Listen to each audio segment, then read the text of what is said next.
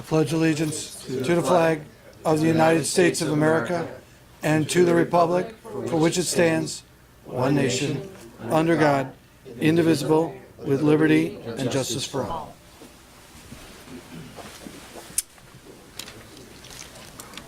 Just remind people to sign in and turn off their cell phone. If I can ask that everybody who's here has signed in, and also please turn off your cell phones or turn them to mute. Thank you. This being item 2, reorganization, election of the chair of the select board, vice chair, and clerk of the select board. I will now take nominations for chair. I move that Max Levy be nominated as chair, please. Second.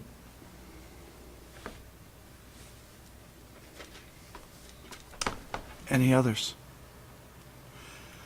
Okay, comment, discussion? Yes, a comment to make if you like. I was hoping to support your bid this year for Chair Max, but you haven't made it easy. On December 28th, I approached you to ask if this board might address the process that allowed personal bias to influence a decision on a sexual harassment claim. You weren't open to it.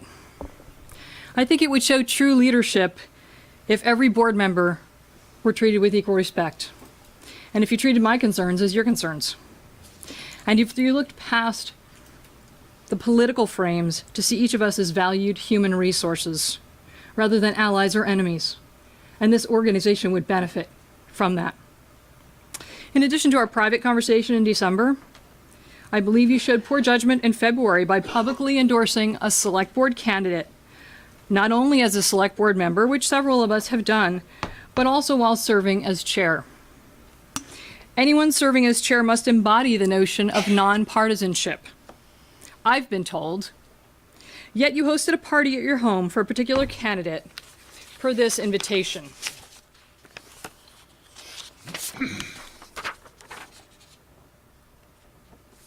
This leaves me wondering about the double standard we have here on political activism versus eligibility for leadership roles that only some of us are being held to. Your action might have been more readily forgotten, though inappropriate still, if Elaine had netted the majority of votes. Instead, she won this seat with a mere plurality. On March 6th, that is, more voters went for other candidates than did for Elaine. Look, as someone who encouraged Elaine to run for this board 8 or 10 years ago, I'm happy to see her here. But the means to that end involved Max compromising the ethics of this position of chair. Such bias is unbecoming for the chair of any board that needs to serve everyone, which reminds me all over again why we need new leadership to accompany the great ideas that Evan is bringing to this table. Thank you. If I could just comment, if Irene, thank you, for your comments. Appreciate that. If anybody wants to put something on the agenda, you know what the policy is. It's on page 2, number 4 of our orderly conduct of business guidelines, which we all review every year, and I'm sure that you know. You don't ask me or any of the other members. You go to the manager. That's the rule. So I don't understand how I was interfering. Did you talk to anybody who? Could you name names? All I needed to see was this invitation. There was no party. So I don't know where you got that. There was no party. Nobody was at the house to on that date. So interesting that you bring up such nonsense sometimes. So I'd like to respond if I may. This invitation was in the door of one of Max's neighbors. So if it was some sort of April Fool's spoof, it was 2 months early. Second of all, when there's something that involves people that are now not privy to that particular information, I felt that the most important person and the most appropriate person in this case would be the chair. It is not always appropriate to go to the town manager, even if that's what the policy is. Thank you. Ms. Selfcheck? First of all, I'd like to say hello to my fellow new board members. Hi, Elaine. Happy to be here. welcome. Welcome. Elaine. couple things I just would like to address in that case. I made that flyer, and as a candidate, I requested that Max assist me by holding a neighborhood information meeting or neighborhood house party to help my candidacy, as is my right as a candidate and is Max's right as an individual citizen of Essex to do. I made 150 copies of that flyer, and Max put them in everyone's mailbox. Not a single person attended that party, just so you know. It was me and Max with coffee and cookies, and that was all it was. Because we know that getting people to come out on a Sunday afternoon for a political event is a challenge, even on the best of days. So I'd like to make sure that the blame is not on Max's door, because he was doing what he wanted as an individual citizen in support. Even though he does sit on this board and chairs this board, he has every right in the world to hold a house party for a candidate. He did not in any other way come out and publicly endorse me or do anything else. It is your individual right also to go door to door, to go on Facebook, and to talk to other candidates and to influence other voters for other candidates. You campaign really hard for Mona Shepherd, which is entirely your right, and it is no different from the right of Max to campaign for me. And Max did not campaign for me. He held a house party for me. Very different. Which nobody came to. I just want to make that really clear. I don't want to start my tenure on this board with a black cloud. I worked hard for every single vote, and while voters chose the other two candidates in plurality, I received the majority of votes, and a recount confirmed that. So as far as I'm concerned, I'm a legitimate member of this board, and I will do my best to be impartial, and I will do my best to represent the entire community of Essex to the best of my ability. Thank you. Ms. Renner? Thank you for the explanation. Again, I have been told over the years that it is the job of the chair to be the face of the select board, and that role is very different than being an individual member. So if that role has changed, I'm very glad to know that. Thank you. Is there any other further discussion? Hearing none, I will put this out. There was a motion by trustee Select Board Member Plegman, second by Mr. Watts. For Max Levy to be the chairman. All those in favor say aye. Aye. Those opposed? Nay. The ayes have it. I believe it'll be 4-1. Okay. Thank you. Thank you for your vote of confidence. So I'll accept motions for nominating a vice chair. I will nominate Mike Plegman to be vice chair. Thank you, Elaine. Do I have a second? Second. Thank you, Andy. Any further discussion on, or any other nominations for vice chair? Okay, hearing none. Any further discussion? Okay, all those in favor of Mike Plegman as vice chair signify by saying aye. Aye. Aye. Opposed? Okay, motion passes 5-0. Thank you, Mike, for stepping up to that. Now I open up nominations for clerk. Irene. I would nominate Elaine as clerk. Okay, do I have a second? Second that. Thank you, Mike. Any other nominations for clerk? It's usually the new one that gets that job. Okay, hearing none. All those in favor of appointing Elaine Selfcheck as clerk of the select board signify by saying aye. Aye. Aye. Opposed? All right, motion passes 5-0. We have our slate. Thank you all. All right, now we're going to move on to number 3, which is agenda additions and changes. Evan or Greg, do we have? We have that one, we just added to the liquor license. Yep, so there's a different agenda on your, mildly different agenda at your seats. The only difference is that we listed the outside consumption permits for the liquor license. That's the only change on that permit, or on that agenda piece.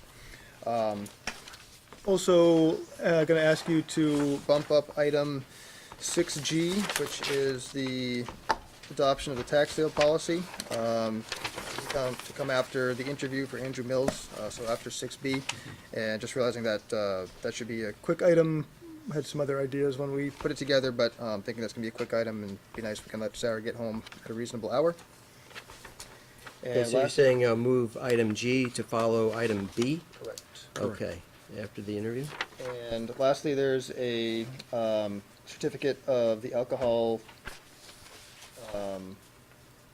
alcohol certificate, of course, for Nathaniel Abernathy, which is to go with the On Tap Bar and Grill.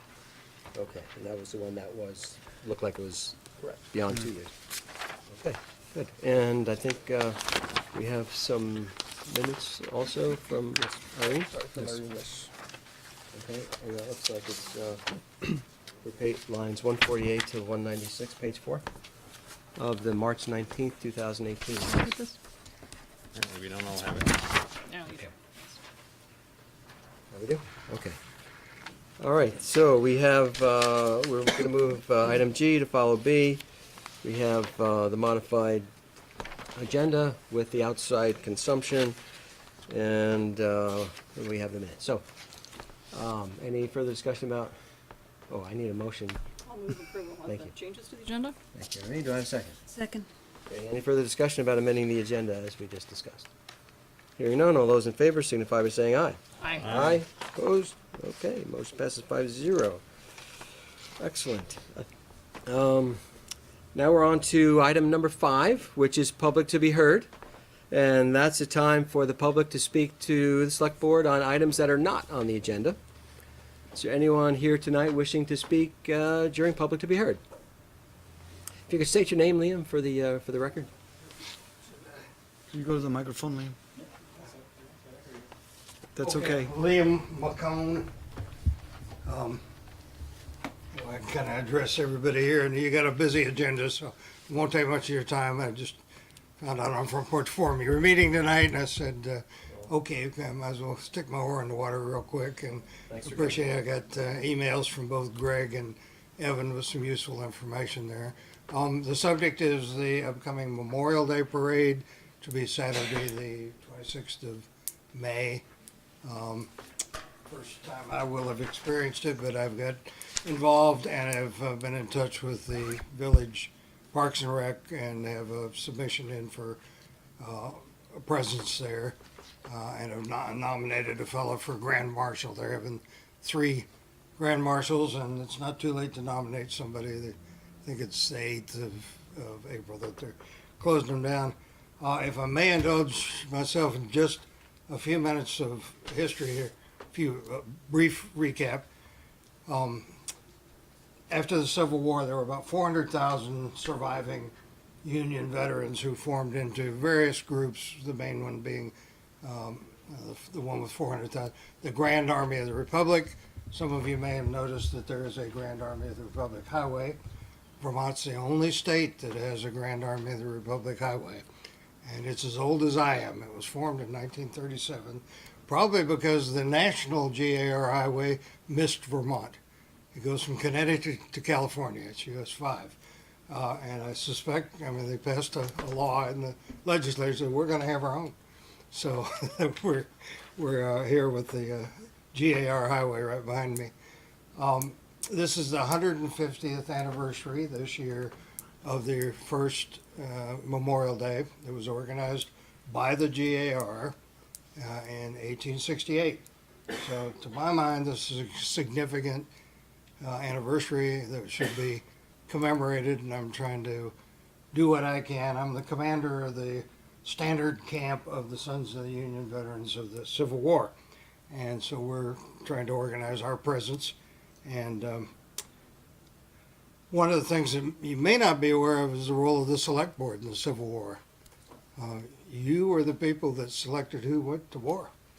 If you didn't get enough volunteers, then the Select Board would raise the ante and increase the bounty. And if you still didn't get enough volunteers, you had to pick your neighbors to fill the draft.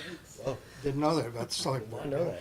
Wow. So in that role, I would like to invite anybody that's so inclined. I know we got a couple of marshals that are otherwise, but I'd like to get at least a representative of the Select Board on our float. And I've got various bits and pieces of garb that we could probably outfit somebody, but I think it would be appropriate to have not only the soldier, but the home front representative. So, Well, thank you for that offer. so yeah, we'll see. It's only a 3-year duty, so. So we're gonna have a float, we're gonna have an information booth. And I'm gonna invite some community members to be marchers in connection with our float. I'm thinking maybe go to the high school because that would be about draft age for that period. I'll report back once I know who in the town is there a designated person in the town that interfaces with the village on the parade?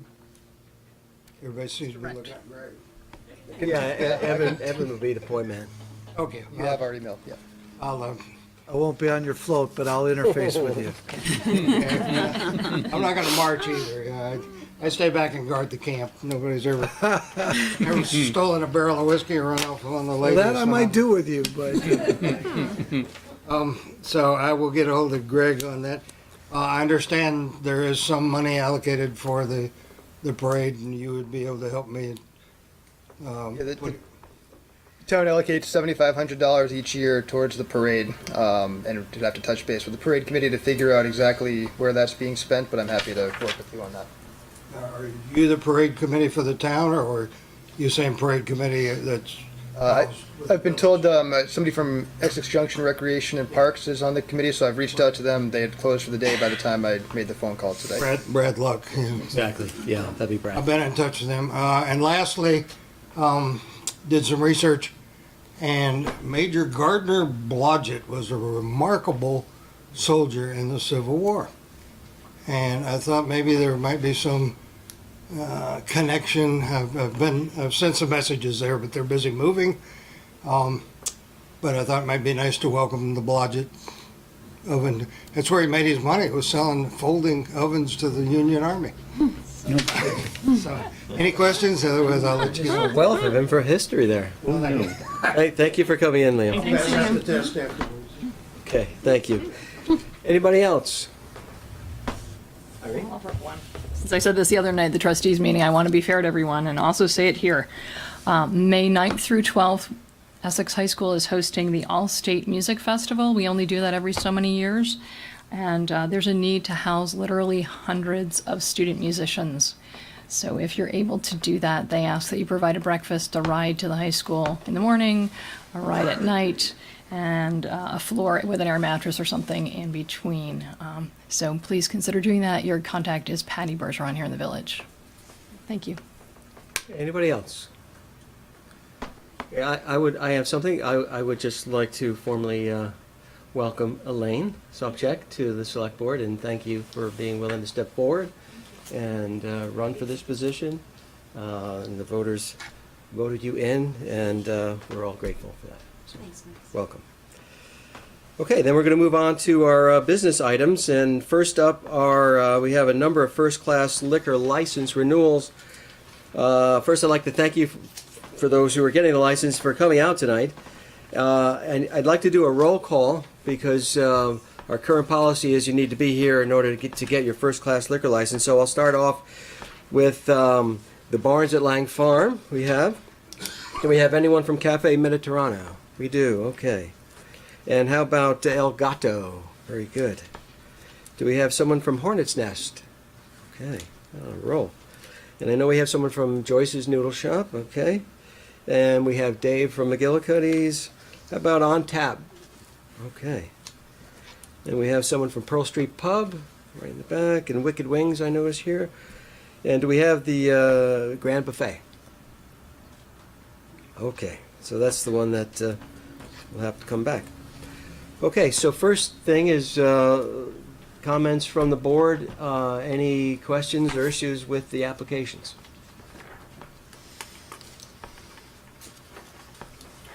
maybe I could, Yeah. we had talked earlier, these would be subject to all the requirements being met of liquor licenses. So if they haven't had their education, you can approve it subject to that. So all requirements being met by the time it goes to the state. That may help up. Okay, so everybody's good with the license? Okay, then I would entertain a motion to end. Okay, I move the select board approve first-class liquor licenses for the following Lang Family LLC, doing business as the Barns at Lang Farm with outside consumption permit. Santa Enterprises LLC, doing business as Cafe Mediterrano with outside consumption permit. Tree Enterprises Incorporating, doing business as El Gato Cantina. Hornets Nest Pub LLC, doing business as Hornets Nest Pub LLC with outside consumption permit. Fong LLC, doing business as Joyce's Noodle House. Brown Lab Pub Company, doing business as McGillicuddy's Five Corners with outside consumption permit. Cans Corporation, doing business as On Tap Bar and Grill with outside consumption permit. Depends Incorporated, doing business as Pearl Street Pub with outside consumption permit. Sour Hall Foods, doing business as Wicked Wings, subject to completion of all requirements of the applications prior to submission to the state. Thank you, Andy. Do I have a second on that? Second. Thank you, Irene. Okay, any further discussion on approving those first-class liquor licenses? Okay, all those in favor signify by saying aye. Aye. Opposed? Okay, motion passes 5-0. And Select Board needs to give the usual admonition, and that's that the Select Board takes the issuance of liquor licenses very seriously, should the area establishments who serve liquor. We expect you not to serve minors, liquor to minors, or anyone who is obviously inebriated. We want to thank you for doing business in Essex, and we hope that you have a wonderful year. So, thank you all. You're free to stay, but you're also free to go. And what I'd like to do, since we have one new license, is invite Jonathan up. Maybe if you can come up here and tell us a little bit about your new place. We do that for all new licenses. All right, Free plug. free plug. I'll take it. We are just changing the way we're doing our bar business a little bit. We're getting our own license. We're going to start this year by doing the smaller events, the non-wedding events, because the wedding events that was contract out a year ahead, and I don't want to muddy the waters. Fluid Bar has done a great job all through the years for us. It's just times change. I have less on my plate, and I have a son who's 21, and this is what we're going to do. All right. Going to do together. Let him become the manager of that end of it, so he has his own part of the place. Don't know what I'm going to do for my daughter, but I'll figure that out. But that's really where we're going with the whole thing. We're also in the midst of working with Sharon upstairs to allow us to do more types of events, larger events, not insane large, but larger. Take advantage of what we have and try and keep it open, green, and a nice part of our community. Beautiful location, nice scenery. Any questions or anything? Questions from the board? No questions, but Sure. a comment. They did a heck of a job at my daughter's wedding back in May. Thank you. A very, very nice party. We had a good time. Thank you very much. Yep. Thanks for Thanks, coming. thanks, John. Yeah, and again, we wish you the best of luck this year, so thank you all. Okay, we're going to move on to our next item of business, which is 6B, and that's second-class liquor license renewals. And are there questions or concerns from the board on those licenses, applications? I had two, and they're both with Walgreens. They seem to have been incorporated in the future. So it said 1/21/23. Have you? Staff has tried to contact them, as I understand it. We don't have the technology to contact into the future. No, we are looking into it. Okay. That struck me as a bit odd. Okay, then, so you'll, okay. They're very good as a drugstore, maybe not so good in paperwork, but we'll get it down to them. And Okay, excellent. So, they actually don't have a presence in our community yet. I believe they're purchasing one of our pharmacies. Or two. okay, so I would entertain a motion. Andy? I move the Select Board approve second-class liquor license renewals for the following: Westco Incorporating, doing business as Champlain Farms Essex, 56 Pearl Street. Westco Incorporated, doing business as Champlain Farms Essex, 25 Jericho Road. Fourth Burlington Corporation doing business as Essex Colonial Mart. Price Chopper Operating Company of Vermont doing business as Price Chopper number 192. River Road Beverage and Redemption doing business as River Road Beverage and Redemption. Walgreens Eastern Company Incorporated doing business as Walgreens number 4827. Walgreens Eastern Company Incorporated doing business as Walgreens number 10323. Second. Thank you, Andy. Thank you, Irene. Any further discussion on approving the second-class liquor license renewals? Okay, hearing none. All those in favor signify by saying aye. Aye.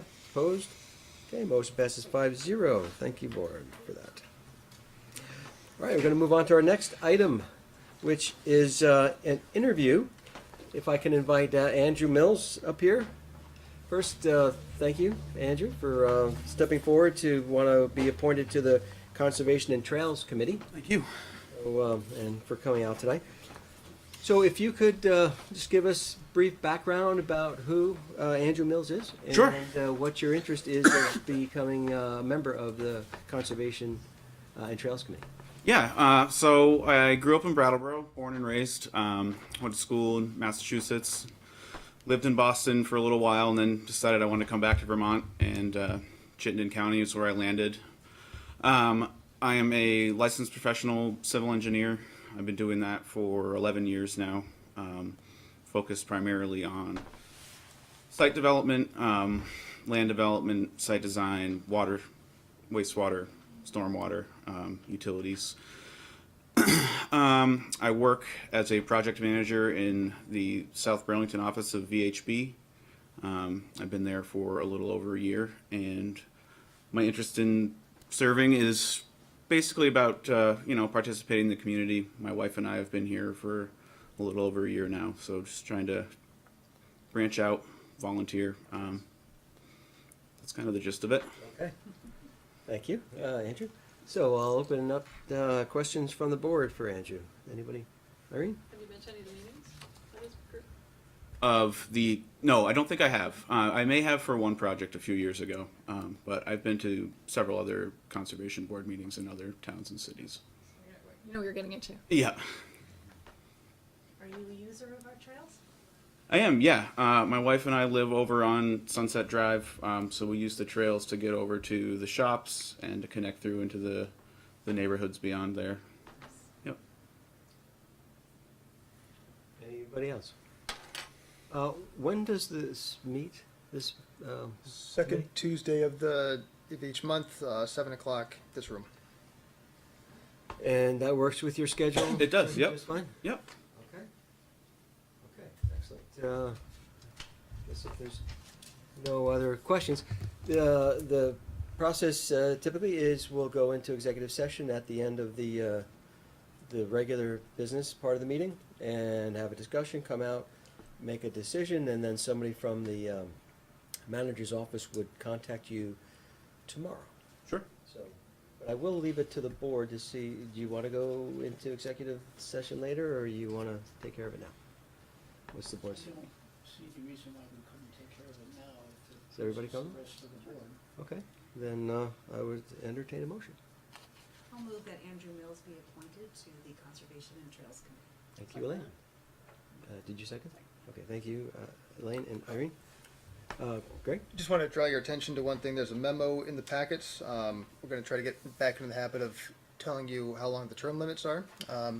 In this case, because you might remember for about a year ago, the Conservation Committee and the Trails Committee combined into one, and we let everybody on both of those committees become part of it.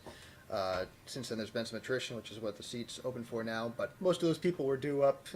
They pretty much all had the same term, so a lot of them would have been ending in 2020. So just want to draw your attention to this term is through 2019 for fiscal year ending, just so we can start getting to that Start to stagger them again? Yep. Okay. So, I'd like to see you again soon if you enjoy those. Okay, Andy? So do we need to amend the motion for that, or we're just, Well, we didn't say a term of the motion, did we? We just. we pointed to did, the- we did not, but the recommendation in the memo says recommend the select board appoint a candidate to the appropriate seat and term. Should we, or does I it would matter? amend your motion for the term of 2019. I'm happy to amend my motion as said. Irene, good? Okay, very good, thank you. Keep it all nice and proper. Okay, any further discussion on that? Okay, all those in favor of appointing Andrew Mills to the Conservation and Trails Committee for a term until 2019, signify by saying aye. Opposed? Okay, motion passes 5-0. Welcome aboard. Thank you. Thank you Appreciate so your time. much. Thank you very much. Thank Really appreciate you doing that, step forward Thanks for for the community. volunteering. Thank you. Okay, and I know, let's see, we're going to move item G now, adoption of the tax sale policy up now. So welcome, Sarah. Thank you. Thank you for allowing me to go sooner. Thank you, Dennis and Aaron. Appreciate that very much. Thank you all for having me back. I brought you back a track changes version to show you how we got from where we were to where we are. And we really appreciate the track changes. Yep, It's thank you. very, very helpful. Good. Thank you. Thank you, Greg, for letting me know that they'd appreciate that. He knows us. And a quick memo, just a quick overview of the changes that were made after our discussion last time. The first thing we decided to do was to specify a date for the annual review. Since the policy said we would do it every year, we wanted to narrow that down to when we would do it. At first, we had talked about right after the March 15th payment, but after some thought, we realized that it wouldn't give people who had just forgot very much time to come in and pay. And so after some discussion, we settled on May 1st, which will allow, so the due date is March 15th. A regular quarterly delinquent notice goes out April 15th, and then that gives a little bit of time for everyone to be notified, maybe to remember, to be notified to come in before we move on to the next step. The second thing that we changed is we clarified the second criteria for initiating a big tax sale so that we can pursue large balances without triggering a tax sale for everyone if we don't go over that overall threshold for our delinquencies. And lastly, we eliminated the dollar threshold from the multi-year delinquency category. So I would be happy to answer any other questions that may have come up. I really appreciate the discussion we had last time. It was really wonderful and engaging and constructive, and I appreciate that a lot. We appreciate you putting together a plan that addresses this, because it's a very important issue. So, yeah, questions for Sarah from the board? Looks just, except for the date, just what we, for the May 1st. Okay. But it makes sense, I understand that putting a date certain there and one that's a couple of weeks after the payment would be due, makes sense to me. So, okay, if there's no other questions, I'd entertain a motion. I would move that we approve the tax sale policy as amended. Or am I adopting? I'm adopting it. I would move that we adopt the proposed tax sale policy. How's that? Okay, thank you, Irene. Do I have a second? Thank you, Mike. Any further discussion on adopting the tax sale policy as amended? All those in favor signify by saying aye. Aye. Opposed? All right, motion passes 5-0. So I assume May 1st coming up, it'll be the It first. sure tax. is. right. We'll be back. So thank you all very much. Thank you again, and I hope to see you all soon. Thanks, Sarah. Thank you. Good night. Okay, we're gonna jump back now to business item C. That's approval of the 2018 to 2019 meeting schedule. Greg, is there anything you want to say about that? Just a couple quick changes I'll point out based on the previous discussion, a couple at the last meeting. On the second page of the memo, the meeting January 23rd, it's a Wednesday, that's the week of Martin Luther King week. The trustees are meeting on the Tuesday, so it shows the Wednesday for you. And in February, Thursday, February 21st was also a change. That was to avoid meeting during school vacation week, but also to avoid President's Day. Okay, and we don't have a joint meeting listed in February because we didn't go that far last time we met and chose dates for those, right? Yep. So we'll have to do that at some later time. No rush. So Greg, what we see here is now good with those adjustments that you made for Yep, holidays. the memo you have in front of you includes the adjustments you talked about at the last meeting. Okay, so everybody, they had a chance to look at their calendars, I hope, and see if they all work for everybody. Awesome. Okay. Andy? There's no mention of a start time in the memo here. okay. We've previously, prior to this past year, have met at 7:30. There was some discussion last year and we agreed on 7 o'clock. So do we need to have that discussion again? I prefer 7:30, but I know I wasn't in the majority last year. Yeah, I think I was preferring 6:30. So, so I think we did 7 as a compromise. 6:30 wouldn't work for me, yeah. All right, so, what's the board's pleasure? Everybody okay with 7 or, I mean, we moved from 7:30 to, we wanted to move from 7:30 to 6:30 to try to get out earlier, start earlier, get out earlier. I know that's difficult for you, so we compromised to 7, and is that generally accepted for everybody, the compromise? Sorry. No, that's not a problem. Okay. Just want to have a discussion. Okay. And we have times for the budget discussions.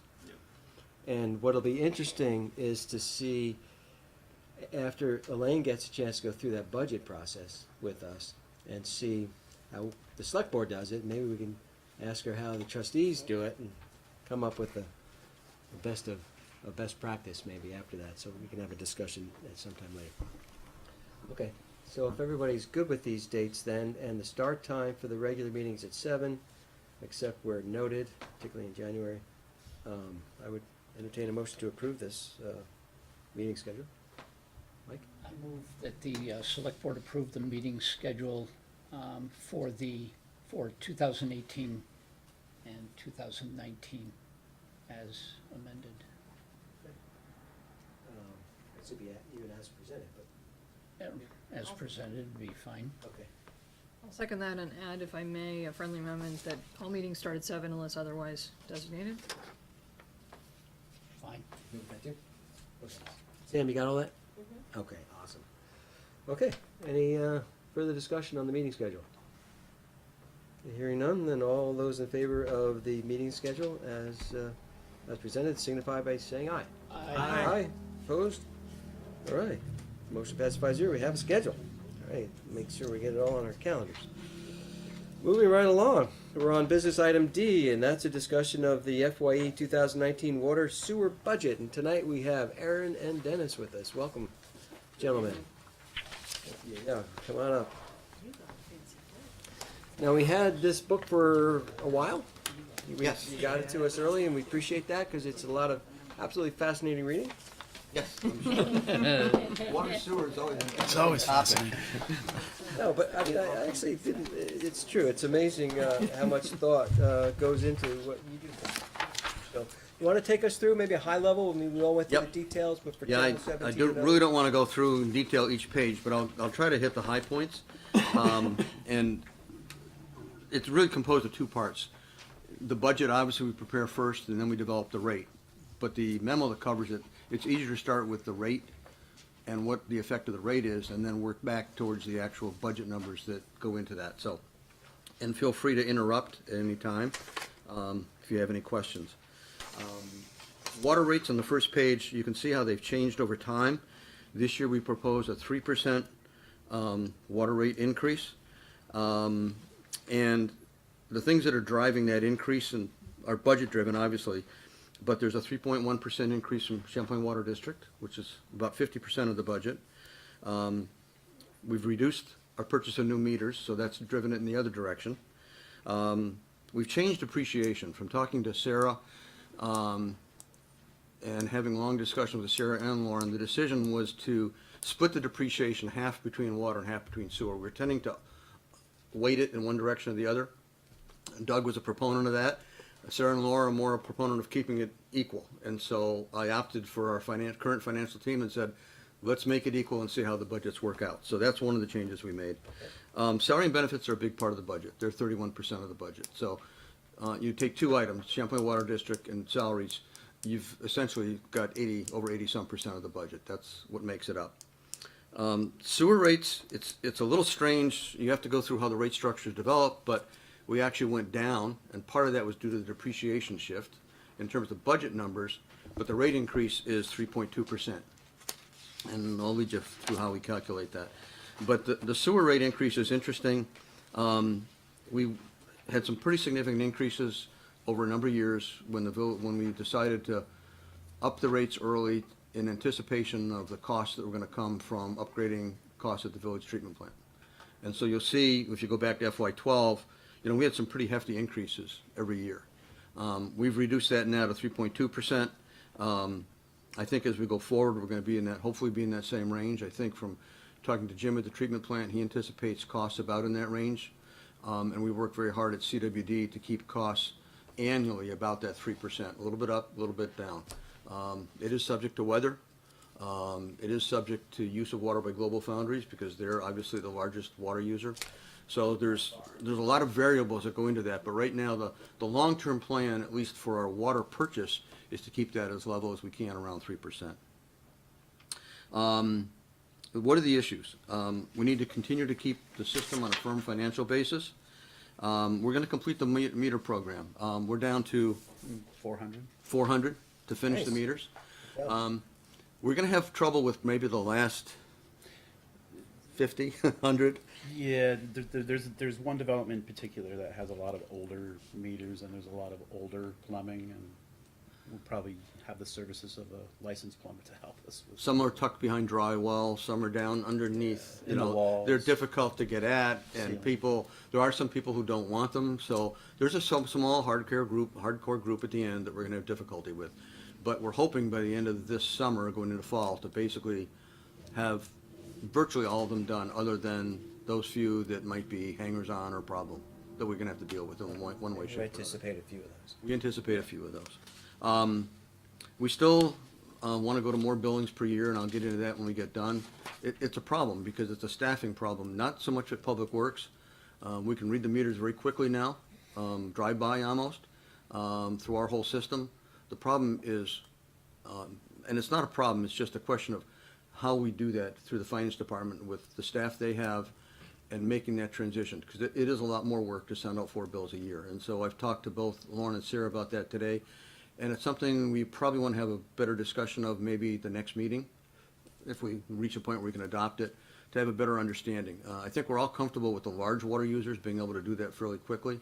It's a question of how far down do you go, and what is the work effort that's entailed with the people that you have to be able to do it, and that's part of the issue. So we will look at that. Depreciation, we've checked, we're right on target. It's about, for water and sewer, it's about $300,000 a year, so it's split 150 each. You can see when you start to go back to some of the early years, FY11, we were at 50,000 and 45,000. We just were not putting enough money away. And so we've, in both sewer and water budgets, we've kind of fixed that. The system is a sound financial footing. If you go back to 2010, just to make our expenses, we're paying $4,700 in interest. The last 4 years, we paid $0 in interest, meaning we're collecting the revenue we need to run the system.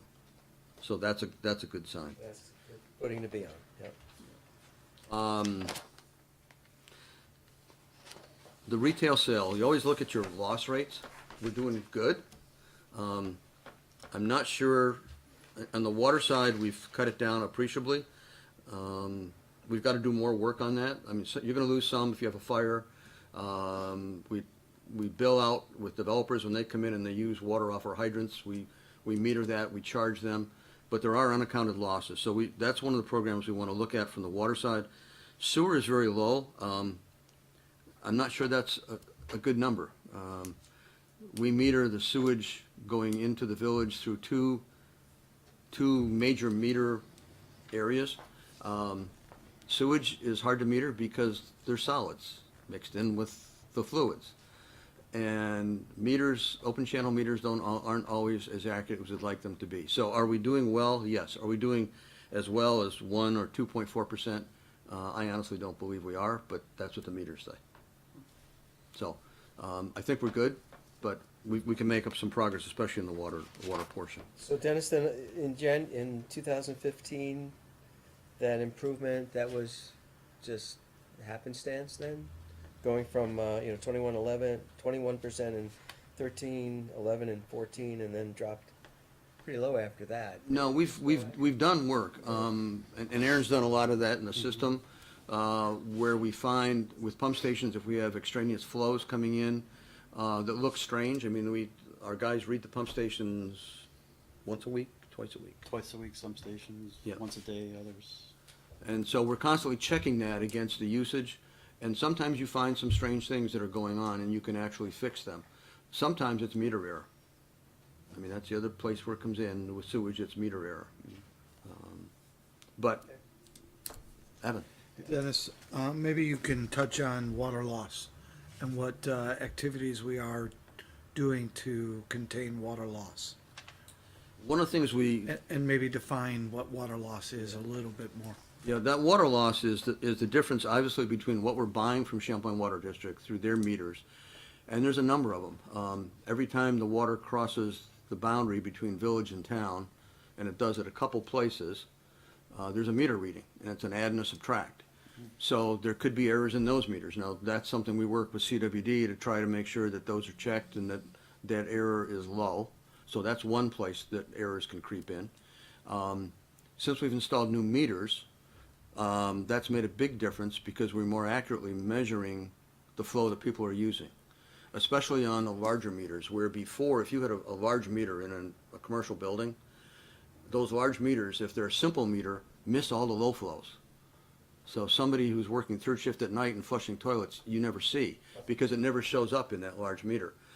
But we went ahead and put a lot of fairly expensive $3,000-$4,000 meters, the cost per meter, in these larger places that are compound meters that measure low and high flow.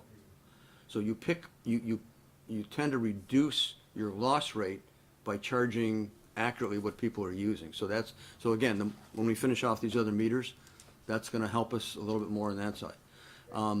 And then the last piece is to basically go out into your system, and that's engineering and takes time. Look at your service area. We don't have meters in each area, but you can kind of look at developments, look at the number of houses. We know about the average water use per family, and we can calculate that over the town's total water use per family, and then see how that development water use shows up against that. And the other thing, then you finally what you get down to is actually probably hiring a company. I know my hearing isn't that good to pick it up, but you can actually listen in the piping systems where you think you may have a problem. And some of those might be where some of the water lines go cross-country. In the street, you're going to maybe pick it up. For example, there's a large water line that goes Which one? Heritage Pump Station, kind of. Goes cross-country out back, yeah. It's through a wetland. And there's also surrounding communities that do have this equipment on hand and are willing to aid at times. Vermont Rural Water has the equipment, and they can schedule a time if you do think you have it narrowed down to a certain section, they will come and do some leak detection surveying for us. So I mean, if you have a leak, there's other alternatives out there if you have a leak down in the lower part, down near 117, where you've got high pressures, you're going to know it because it's going to surface. Okay. And some of the areas, like up on the top part of Essex here, sand, you'll never see it. Yeah. It'll never surface. And if it's going cross country, you'll see the big break because all of a sudden the tank will start dropping, and we'll get a call from Champlain Water District saying, "There's a break someplace, guys. Go chase it down." But short of that, you can have small water losses, especially where it's going through an area like that that's a wetland, and you won't pick it up. So there's a lot of different things we can look at to try to do that. And we do look at the flows to our pump stations to see where those are and compare them against our water from that area. There is some infiltration there, but you can do some comparisons so that if water use is at one level in the development, but sewage is way different, it's another clue that there's a problem, there's a flag between to look at. So there's a lot of different ways to go about it. Because residential, you charge sewer for whatever the water coming in is. That's correct. Yep. Unless you have, if you water your lawn, you can get a separate meter for that. Right. Right. Thank you, Dennis. Thanks. The budget analysis, if you go to the page 5, I just broke it down in a very general sense, but you can see the increase in water costs, the depreciation, which again shows a large increase in water because it went from the previous 125 to now 150. And in the sewer depreciation, you've seen it go from 175 to 150, so there's a corresponding drop. If you took that out, you'd kind of correct some of that total increase of 4.5% versus a minus 0.6%. I didn't run the numbers, but you would, just that number would balance it out at 25,000, it would make it a lot closer. So that's how we got to budget. The rates, the proposed rates are on the next page, and I'll get you to how we derived those. A while back, it actually works out, I think, beneficial to the town in a lot of ways, but it may have been 10 years ago when Doug and I sat down and decided that the right way to do the budget was into 3 categories. Those costs that I'd call fixed costs, salary, vehicles. It doesn't matter if you have 1 water user or 100. You've got fixed costs there. And then you've got the variable costs, which is the purchase of water, the cost to treat sewage, and some other things along with that that are tied more closely to flow. So we split it up that way. So then the question, if you've got this shared cost category, how do you split that up going back to develop a water sewer rate? And so over time, we've played with numbers to try to get that balance between those 2 costs, estimates of where we put our work, man hours, those kind of things, but also based, when you get done, it is a way to adjust the budget. And if you change that percentage even a little bit, you can change the rates appreciably. And one of the things we've tried to do is to try to come somewhat close to an equal rate increase on water and sewer. You start to change that even a little bit, and you can start to have big discrepancies between the two. So the rate increase, not the same rate, but the rate increase. So we've settled on a number, and we've been using the same number for the last 3 years, and we've proposed the same one for the 4th one. So let me get into how we developed the water rate. If you go to the last page 13,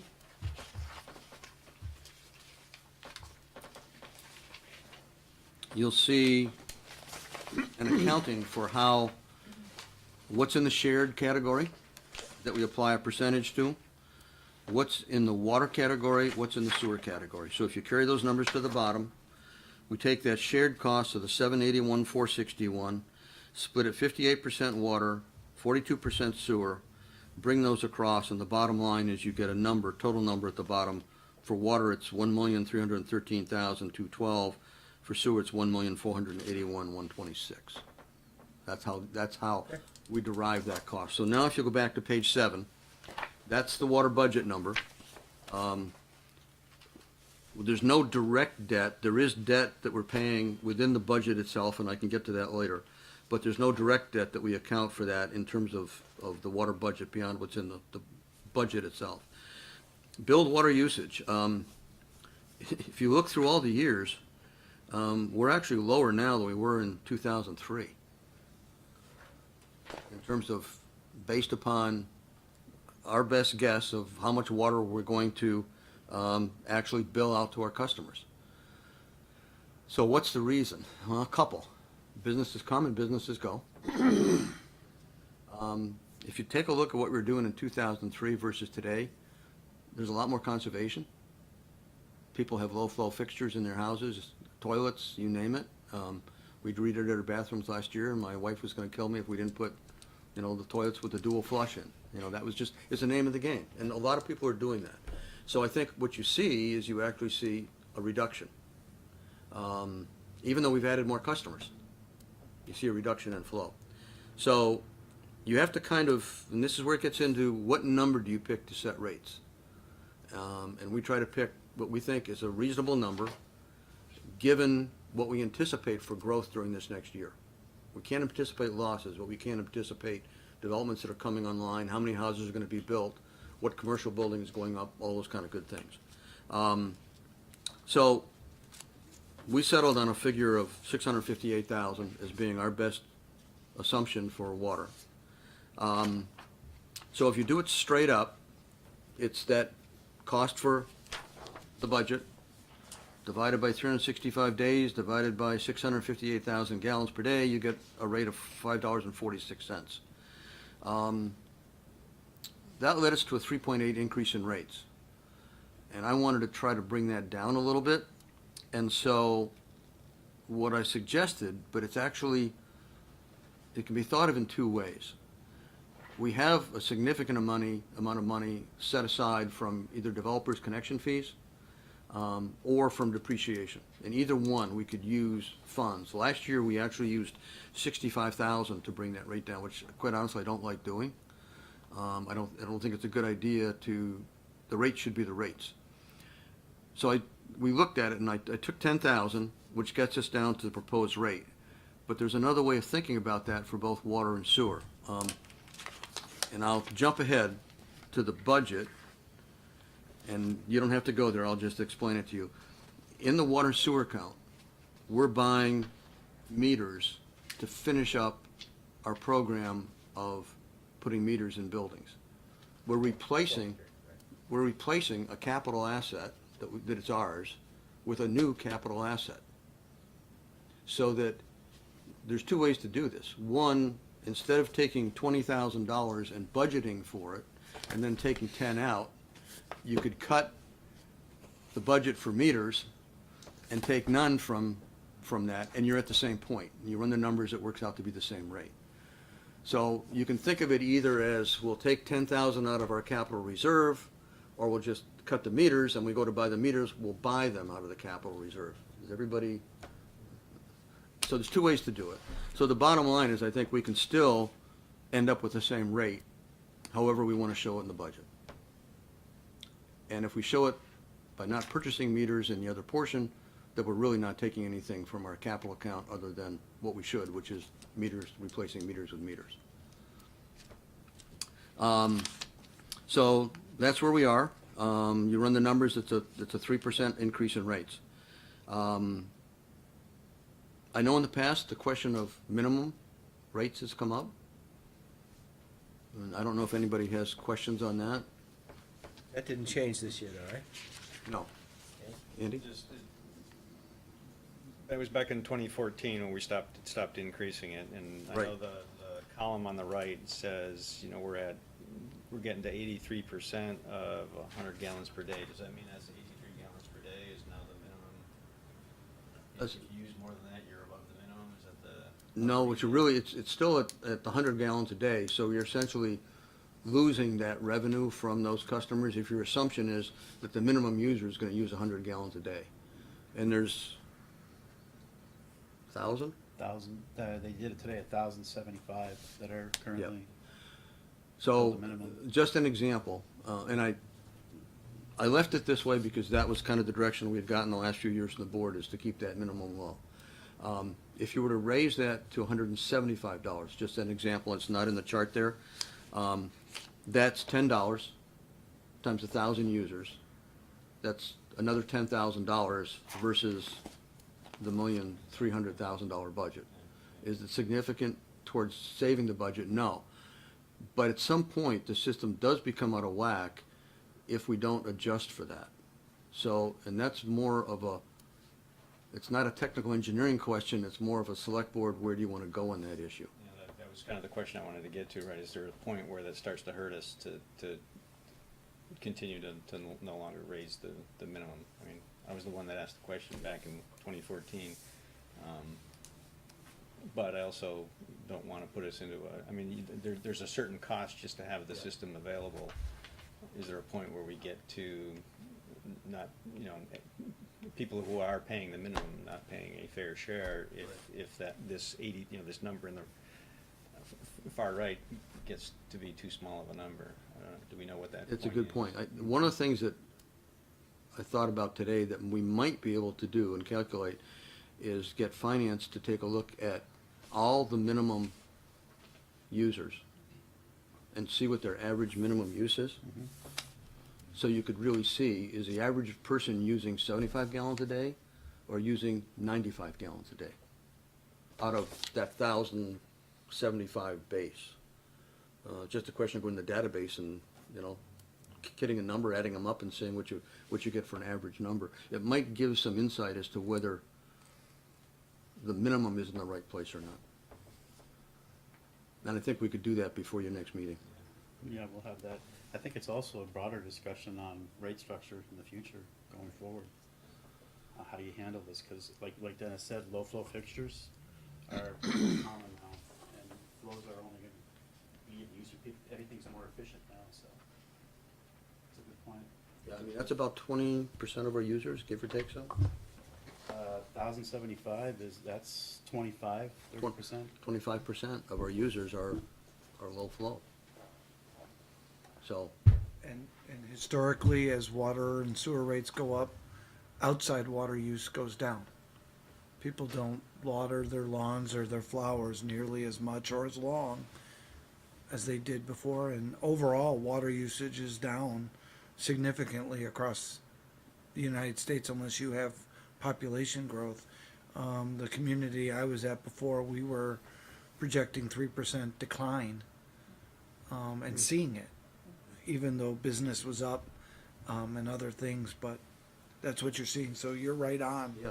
with your numbers, and I think we should have our finance staff take a deep dive, because it can go quickly and change, and you can go from healthy to not very healthy very quickly in a couple cycles. Yeah, and I think it's an easy one to support too, because there's real value. You turn that water on, you expect clean water to come out, and that's not, provided free, that opportunity. There's also a basic, I mean, it gets into the rate stuff that Aaron was talking about, but there's the basic issue that everybody in our water system, pretty much, well, almost everybody, it gets fire protection. Yes. Because the municipal system is there and the hydrants are there and they're nearby. So even if you use a gallon a day, you're benefiting from the fact that your house is protected by having a hydrant close enough to your house for the fire department to hook up onto. It's also a benefit of lower insurance rates as well for the So community. it's, yeah. So it's worth looking at, and like I say, we'll be glad to come back, try to give you some numbers, and maybe in just a quick memo the next time, and let you look at that. And Dennis, as you said, we have to pay for the system regardless. Whether anybody uses a drop or 655,000 gallons, the system is the system, and we have to keep it up and running and managed. Because ultimately, if we don't, that cost will skyrocket. And treating depreciation as an operating expense too is Right. vital.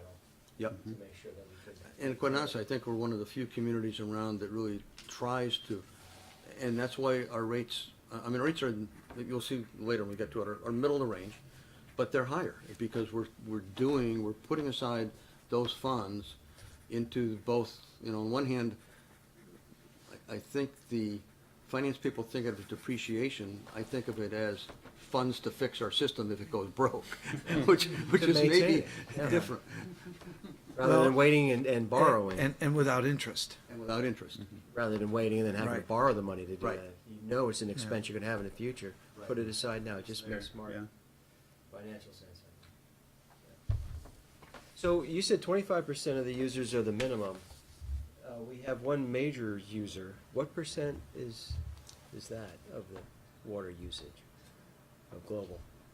Global doesn't Global's- affect us. Yeah. It's, It affects the village, but it doesn't affect us. Yeah, they're accounted for in the village water. So you would have the village would have a big problem if something happened there. Champlain yeah. Water would have a big problem. Champlain, yeah. We- As one of the board members, they're what? They're 40, 30%? Yeah, I mean, if there was a hiccup there, it would have a significant, besides all the other hiccups, it would be Yeah. a big hiccup on rates.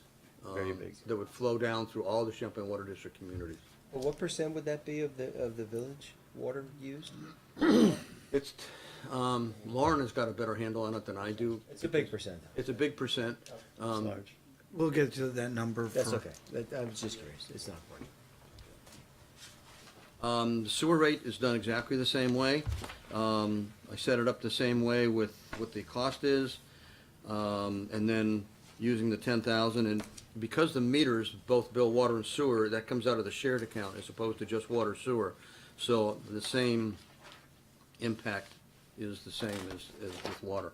Effective rate change, it's about a $32.85 a year increase for an average family, but it is a large amount. And that's one of the concerns we have about the two billings a year. It's a large bill to see twice a year. Maybe people have gotten used to that, but if there's a way for us to do that quarterly, which would be ideal, I think it's a lot more palatable. I mean, if you've got your cable bill every 6 months, you know, I mean, you'd go berserk. Yeah, you know, you would. So I think that we just need to think of that in terms of the impact on our users. If I may, I'm pretty sure the village bills quarterly, and we've been doing it for about 2 years now, and I think 2 of the payments are actual usage, and 2 of the payments are what everybody pays. Right. And Lauren supervised the change from twice a year to 4 times a year, and from what I understand, it was not horrible. It was definitely a lot of work, but perhaps Lauren definitely has the experience of having made that switch over. Right, and now since we are working together and doing a lot of it, we're talking, because of other activities in the office, such as payroll, we have to figure out how to fit it into a schedule along with that, but it is something we are looking at, and the village itself, not that this is the village meeting, the village itself has to also look at its metering practice Yes. and bring those meters up to speed too. Yeah, there's far more meters needing to be switched over in the village than there are in the town. Yep. I think the other thing under the rate increase, it's, like I said, it's about $33 a year increase monthly. The monthly cost would be $32 for water, almost $33, and $56 for sewer if you had a monthly bill going out to everybody. So, I mean, that's a big difference than a $500 bill every 6 months. You can see where we sit. Water rates are hard because we're all setting them at the same time, and we always try to, well, talk to community and say, where are you going? And that's really not the way to show it. So what we've shown is where they are now as opposed to where they're going. And it kind of shows where we are now at the 526 to where we're going. And then you can see the communities that are more expensive and those that are less expensive. And you do the same thing on sewer, we're closer to the top. Sewer rates sometimes have a whole bunch of different ways of calculating their rates. It isn't just a straight cost per gallon. And so sometimes we have to try to get into their rate structure to figure out what is the equivalency. We're up there.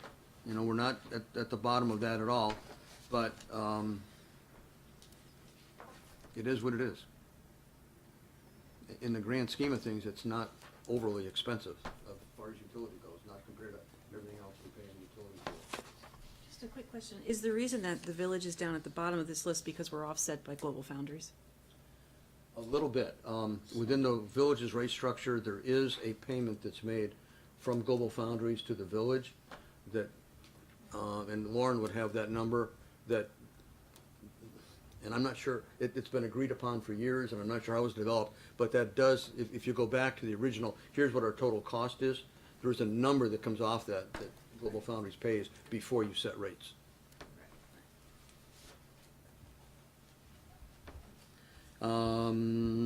Summary. And summary basically is followed by the recommendation, where we'd like to go. Budget-wise, let me just quick jump to page, you've seen page 14. No, page 14 is the shared accounts. Those are the ones, salaries, vehicles, so forth. Professional services drop some. You can go down through. I don't know if anybody has questions on any of those. Depreciation doesn't show up here. It shows up in the next accounts.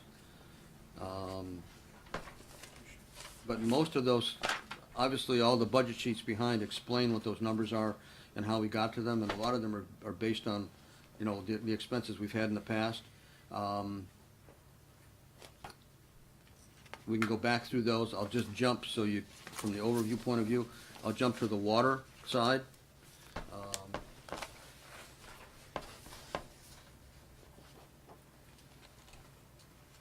And that's page 46. That's the general one.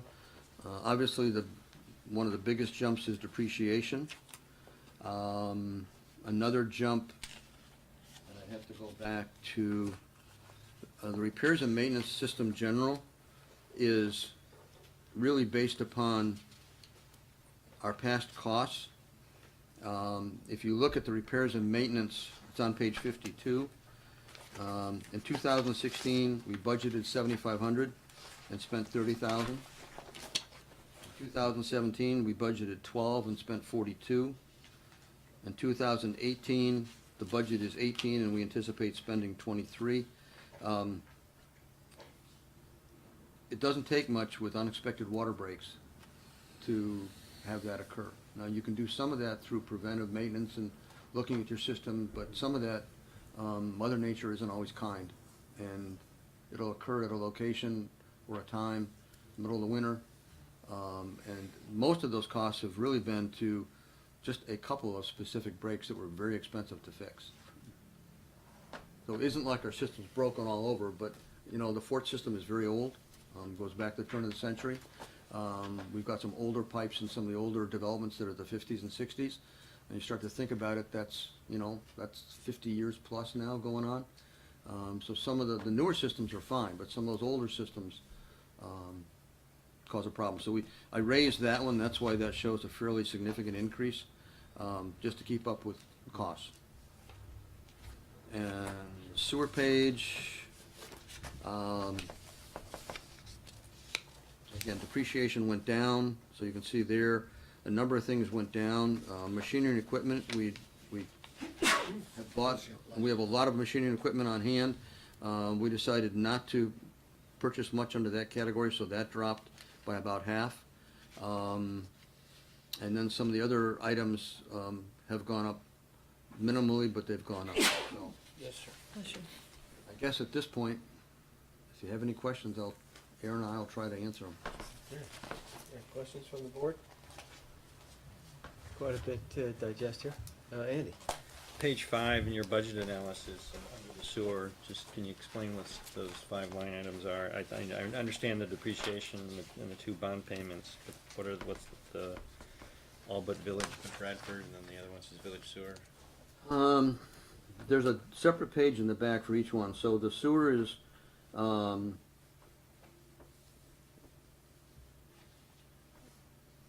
of those is for the wastewater treatment plant, paying off that bond.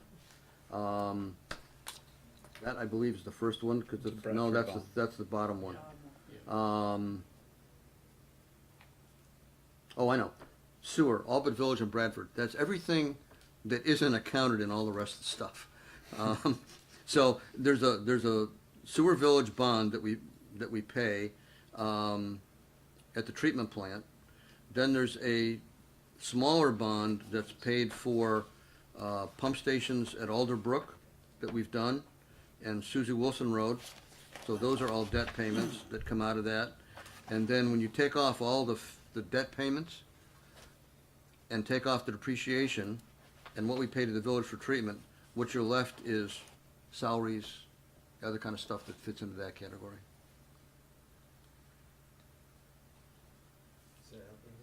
Did that confuse you? I'm not sure. Well, if The first line item and the fourth line item, those are the expenses associated with running the village treatment plant? Is that that well, are charged out? the village treatment plant is what we get charged. That's that cost. If you,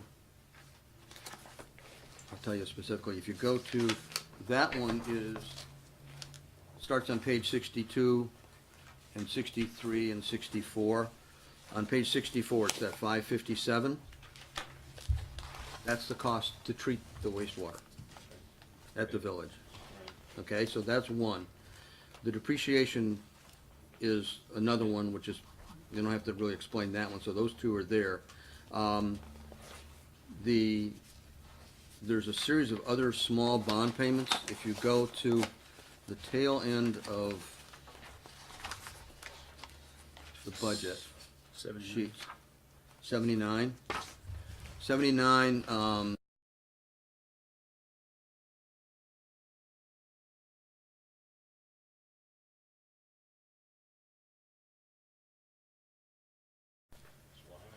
There was two bond payments for the village upgrade, the Bradford and right, that second bond payment we done. right. So one of them was, The town currently has one bond outstanding solely for work within the town's wastewater system, the Alderbrook Pump Station, that note. But it's actually expensed under sewer depreciation. Again, that was a finance arrangement. So it's expense there, but the interest is in a different account. So that one doesn't show up in the bond payments. This one is the village wastewater bond. If you go to page, and the costs for that are on the next page, the actual repayment. You go to page 81, there was a cost early in doing the village wastewater treatment plant. We were able to assume a note that the village of Bradford gave up. And so we're still paying that note against the treatment plant. So that's that second one. That's that 33,815.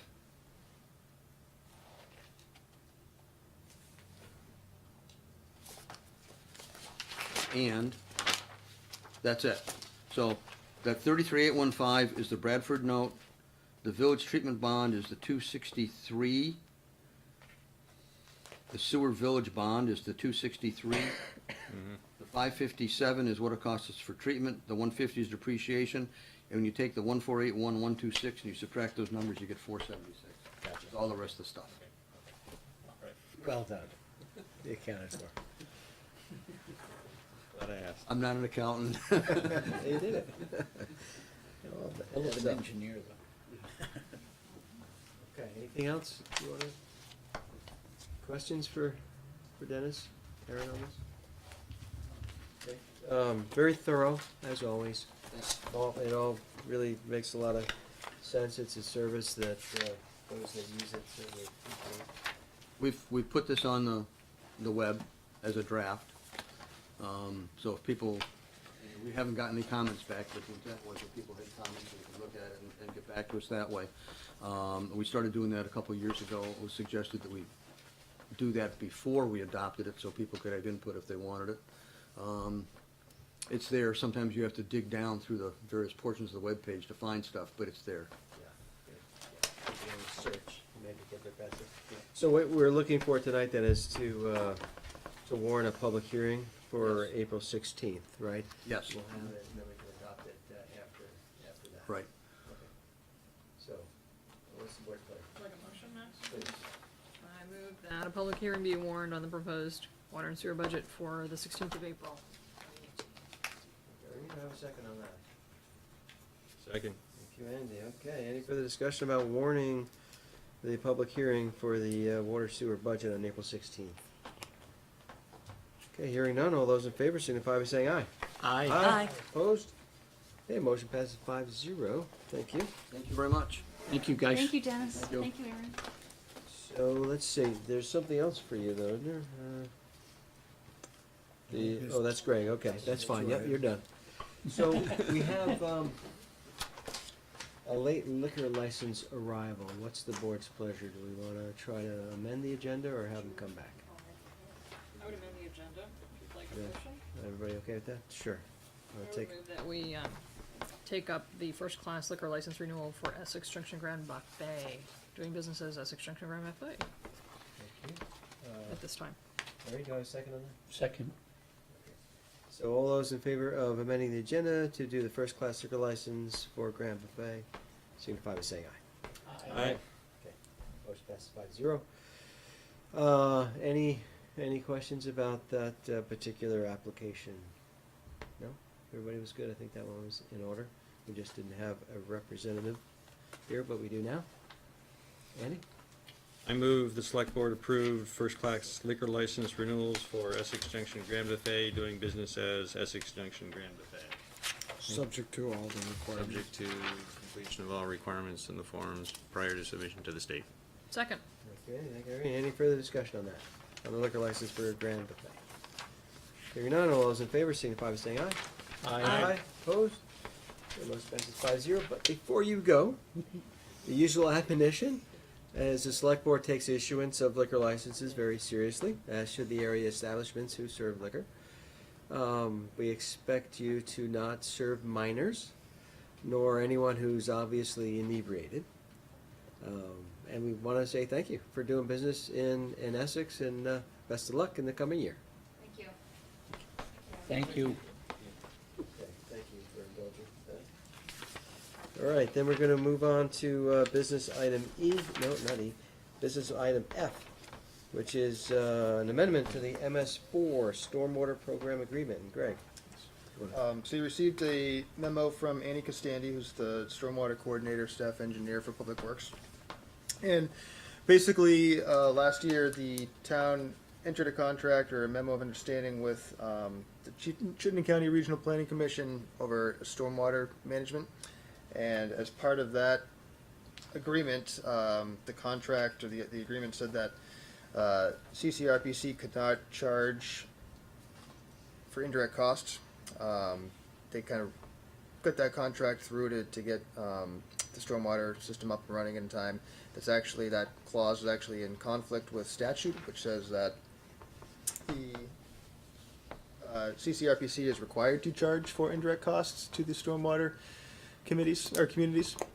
So they're looking to correct that and authorize the board to allow Dennis, the Public Works Director, to sign off on that change. It's basically an annual cost. There's 12 MS4 communities, stormwater communities. They each pay $5,500 a year to get the services from the Regional Planning Commission. The indirect costs are about $3,250. That cost is spread out amongst the communities. For the past year, it's been being paid by the Regional Planning Commission as part of their operating costs. They've basically been subsidizing the stormwater program, so this is just to correct that language so that they can charge the MS4 communities directly. So it's an accounting change, basically? I mean, it's not gonna impact what that we pay into. It might a little bit, not sure the exact accounting, but basically, right now, the town pays membership dues for the Regional Planning Commission. All the members do. In this case, those fees or portions of those fees and whatever other funding the Regional Planning Commission has been paying that $3,200 of indirect costs. So in this case, in addition, you also pay $5,500 for the MS4 communities towards the Regional Planning Commission. Okay. That $3,250 will now be billed from the RPC through the MS4 program. That will go back to the towns. To be consistent with state statute. Correct. Currently, it's not. I think you have a couple questions. So the intent is that Go ahead. intent is that municipalities that aren't in the MS4 program aren't paying part of it, right? Yeah, right, okay. Elaine? So basically, the town is paying $5,500 for the MS4, but then we're also going to be splitting $3,250 amongst 12 municipalities, so each municipality will pay about $271. Correct. Okay, any other questions or comments, concerns about this change? Pretty small. Please. I would move that the select board authorize the public works director to sign the revised Chittenden County MS4 Stormwater Program Agreement. Thank you, Irene. Do I have a second? Second. Thank you, Mike. Any further discussion on amending the MS4 Stormwater Program Agreement? Okay, hearing none, all those in favor signify by saying aye. Aye. Opposed? Okay, motion passes 5-0. Thank you all. We're gonna move on to, we're gonna skip G, we already did it. We're gonna on H, and that's approval of rules and regulations for orderly conduct of business and the conflict of interest policy. Greg? So each year at your reorganization meeting, the board is asked to approve the rules and regulations for orderly conduct of business and the conflict of interest policy. What you have in front of you today is nothing new for four of you. The most recent changes were rules and regulations were last amended on October 16th last year, and the conflict of interest policy was approved on October 2nd last year. Couple of questions that have come in about these. There's one on rules and regulations for orderly conduct of business on page 2. Under participation, number 4, the agenda, it talks about how the agenda may be amended by the consent of 75% of the select board. Quorum might be just as easy. Yeah, I wonder why we made it a super majority or whatever. I don't recall. Is anybody? Any? Yeah, I think we're only supposed to do it in case of dire need, really. It says it's here somewhere.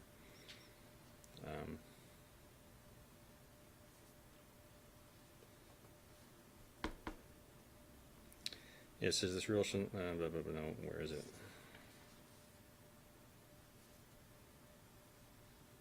Yeah, the third to last line in section 4 on page 2, it says, select board members or the manager may ask for an amended agenda based on any new information when delay would not be in the best interest of the town of Essex. So I think it I don't remember a specific discussion about making it 75%, but I think it was to potentially to make it more difficult to throw things in at the last minute, because, I mean, our policy says it has to be, should be something that's delaying. I mean, if you don't have the information, would be not in the best interest of the town. I know we make changes at every meeting. Most of them pretty minor, but what you're saying is it could be But the way this is written, it says that may ask for an amended agenda based on new information when delay would not be in the best interest of the town of Essex. So, It's not a real high bar, that line. Right? well, I think it is a high bar, because it's saying that we have to update the agenda because it's gonna be a bad thing if we don't, because it would not be in the best interest of the town to defer this particular item to the next meeting. That's why we're adding it, or that's why we're, Then why would, Well, that sounds like a low bar to me. then, Because it doesn't say for emergencies or something it says for the best interest of the town and something would not else. be in the best interest of the town. Delay would not be in the best interest of the town. Right. Okay, you're right, I'm reading that wrong. Delay would not be in the best interest of the town. Let me think about this, sorry. But it sounds like you're supporting the 75%. I was just making that comment as maybe that's, I don't remember the 75% discussion, but I may withdraw my concern here if I straighten around the English that I'm trying to read here, so. Okay. Elaine, you have a comment? I just want to make an observation that if it's an agenda change that would be in the town's best interest to do, then why would we want to require a supermajority to approve that? You would want to have a quorum so that if it's something that important, it gets on the agenda. Yeah, I don't recall. Irene, do you recall why we did 75? I don't even. No, I don't. It doesn't make sense to me either. Okay. Can we change it? You know, from a staff perspective, we're supportive of a change to quorum. There are times then, if you're having a discussion, 3 votes gets to a policy. You know, in the abstract, 2 votes can keep something off an agenda. So you are, it's the board's pleasure, but from a staff perspective, we feel that quorum is sufficient to change the agenda. Everybody comfortable with moving that to quorum as normal policy? Andy? I'm still in the camp of saying that we should make it harder to change the agenda, that we should have all the information that we need in the packet when we get it, so that we and the public have the chance to read it. Because if we get, especially, sometimes we get rather thick packages handed to us in a meeting and we're asked to add them. We and have been pushing back and we've been seeing less at our table, right? It's been mostly pretty minor stuff. Well, that's why, if it is minor, then maybe it's not gonna hurt us to have 75%. When's it gonna hurt us? By not moving it forward when you had the opportunity. Keep the business going if you have the opportunity. But I understand your concern. I think it's a transparency thing, if you're adding something that we and the public have not had a chance to read prior to the meeting. That's my concern.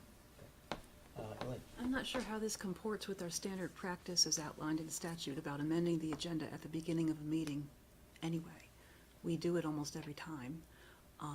Why would the meeting agenda amendments required that are happening at the beginning of each meeting requiring only quorum to approve, whereas this is setting a standard of something being, against the town's best interest? How do you determine that? So why would we have a different kind of measure to approve agenda changes under this information item here versus the standard change of agendas that we do on a regular basis, as outlined in statute? This is the standard agenda. change. This is not a different, this is a change a change to the agenda that we're doing during the meeting. Right, but so we did that this morning, or Yeah, no, we earlier did. today, and No, we and did. had two of us disagreed, it would have still passed. So why is it 75% here and quorum in practice? It shouldn't be, because our policy says it has to be 75 in order to change the What they were, agenda. it's been a unanimous decision to amend the agenda. Had it been, two people abstaining, we would have had a quorum, but then, according to this, it would have failed. So according to the statute that allows for amended agendas at the beginning of a meeting, what is the standard approval? Not the town's policy, but didn't 2 sessions ago, the legislature allowed for agenda amendments? And is there anything in that statute that says a quorum is all it takes, or do you have to have a supermajority? Are we going beyond what's required in statute? I guess that's my question. I'm not trying to be pedantic, but I'm not since we're having aware of a conversation. supermajority that's being required, but I'm happy to check and report back. And all these things are gonna be, Evan's gonna look at aligning these with the village ones too, so, we can add that list to it. Irene, is your hand? up? Yeah, so agenda is one thing, but adding something to an executive session, I don't even see that on here. Is there a policy for adding something in executive session? You can't do that. You have to do it outside of a meeting. Outside, you have to make a motion, a finding that something warrants going into executive session. Add a document to Yeah, I'm executive not sure. session? What's- Well, my text to Max, for example, on December 24th said, I'd like to add a select board only executive session to the end of the January 2nd meeting. Would you support that, Max? And he refused. So I'm not sure how you would add something to an executive session, because it may not show up on the agenda itself. A lot of times we're asked to go into executive session during a meeting, and we're not necessarily sure of all the details, because that's not supplied to us, and I don't see any policy here. And since Max referenced this earlier, I just want to make sure that we know going forward whether we can add something to executive session. Well, if you wanna have an executive session, that's adding something to the agenda, you follow the policy. It's very clear, right? It doesn't say except for executive session. It says if you wanna add something to the agenda, be it whatever, you follow the policy. Are you talking, excuse me, I'm sorry, I gotta get used to this hand raising thing. Yes. That's our practice. Elaine, what? Sorry. Are you talking about creating an agenda that will include an executive session? Or are you talking about the boards making a finding that an executive session is warranted and voting to go into executive session? Because those are two distinct things. I just wanted to talk about a topic, and since I'm not allowed to contact 5 people about an issue because of quorum restrictions, I went to the chair to ask if we could talk about something in an executive session, because that's always a fixture on our agenda. The possibility of having one, right? It's usually, Go ahead.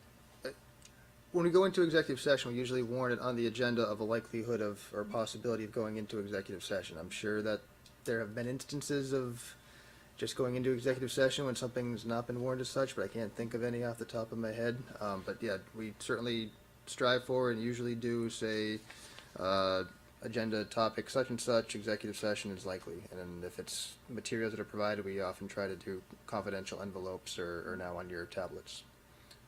So we can certainly, if there's a request for an item that should be under executive session, we same as anything else, I would treat it same as adding anything onto the agenda here. That's what I Board was member trying to say. requests a topic on such and such, and we'll need to go into executive session to do so. I don't see it as a separate agenda item. Right, there's nothing in the policy that says go to the chair if you wanna add something to the agenda. It's very clear. It says go to the manager. Right, but the manager was not able to be part of that discussion because of the nature of the conversation, and that's why I said a select board only executive session, and I ran it by the chair. And for the chair to say I don't support that leaves us in this sort of nebulous, well, I can't go to anybody else and ask, because then I'm getting into the quorum problem of discussing something outside the boardroom with too many people. So I'm just saying that was the exception to the rule, but I'm just wondering how we cover things like that if we already have information in our hands that we need to discuss confidentially without the town managers present. Elaine? I would say, just trying to problem solve this situation, that if there were a topic that a board member wanted to put on executive session on the agenda, and board leadership was not supportive of that, then it should come to the full board for as appropriate a discussion as possible to determine whether it warrants going into executive session, and then the board would vote publicly whether to do so. And so the whole board would then, at that time, make a decision whether to go into executive session. But to get it on the agenda, you go to the town manager's office. Right. And you go to, there's a deputy, so Oh. you can go to the deputy. And I think, I apologize, I think what you're talking about is, you have the agenda that is set by the manager for the meeting with input of where he or she gets it from. And then you also have the adding of items that may or may not come from the manager, that may come directly from the select board members. The select board can come here in the night of the meeting and make a motion to add an item anywhere on the agenda, whether it is regular or executive session, and take a vote to add that item. Correct? Currently, it takes 75% of the members by the listing. And then also, as part of that motion or separate of that motion, if you want to take it, if you are asking or requiring that any staff member not be included in said meeting, you can have that vote as well, but otherwise the unified manager attends those meetings. That's how I would understand that. I want to go to Andy, and then we can come to Mike. Andy? Yeah, two things, I guess, to get to the question of if there's somebody specific you want to exclude from the executive session, we always name who is going to be participating. So Participate, right. the select board has every ability to exclude any individual from a executive session, but I'm not sure if they can exclude other select board members. They cannot. But yeah, cannot exclude select board members, but we choose which staff participate in the discussion. So that's the one thing. And then I think, Evan, you made a comment that any select board member can propose that an agenda item be added during the meeting. I would object to that strongly, because no one has any knowledge of that coming until that point in time. And I think if we add something to the agenda, potentially the place to put it would be to put it in consent, so that people are aware of it, and then it would potentially be, the discussion would have to be whether it would be on the agenda for the next meeting, so there'd be adequate time for anybody who wants to talk about that topic to have an opportunity to prepare for it, because having a topic come up night of the meeting. Oh, I misspoke. I should have said, when you come to, you can add an agenda item at the top of the agenda where you have it placed, where is there any new agenda items. The select board can choose whether they're going to take up the topic Right. or not. Yeah, you could propose Or it. propose, Doesn't mean it'll or add it to the following agenda. I would vote against any new topic that's introduced in that fashion. Yeah.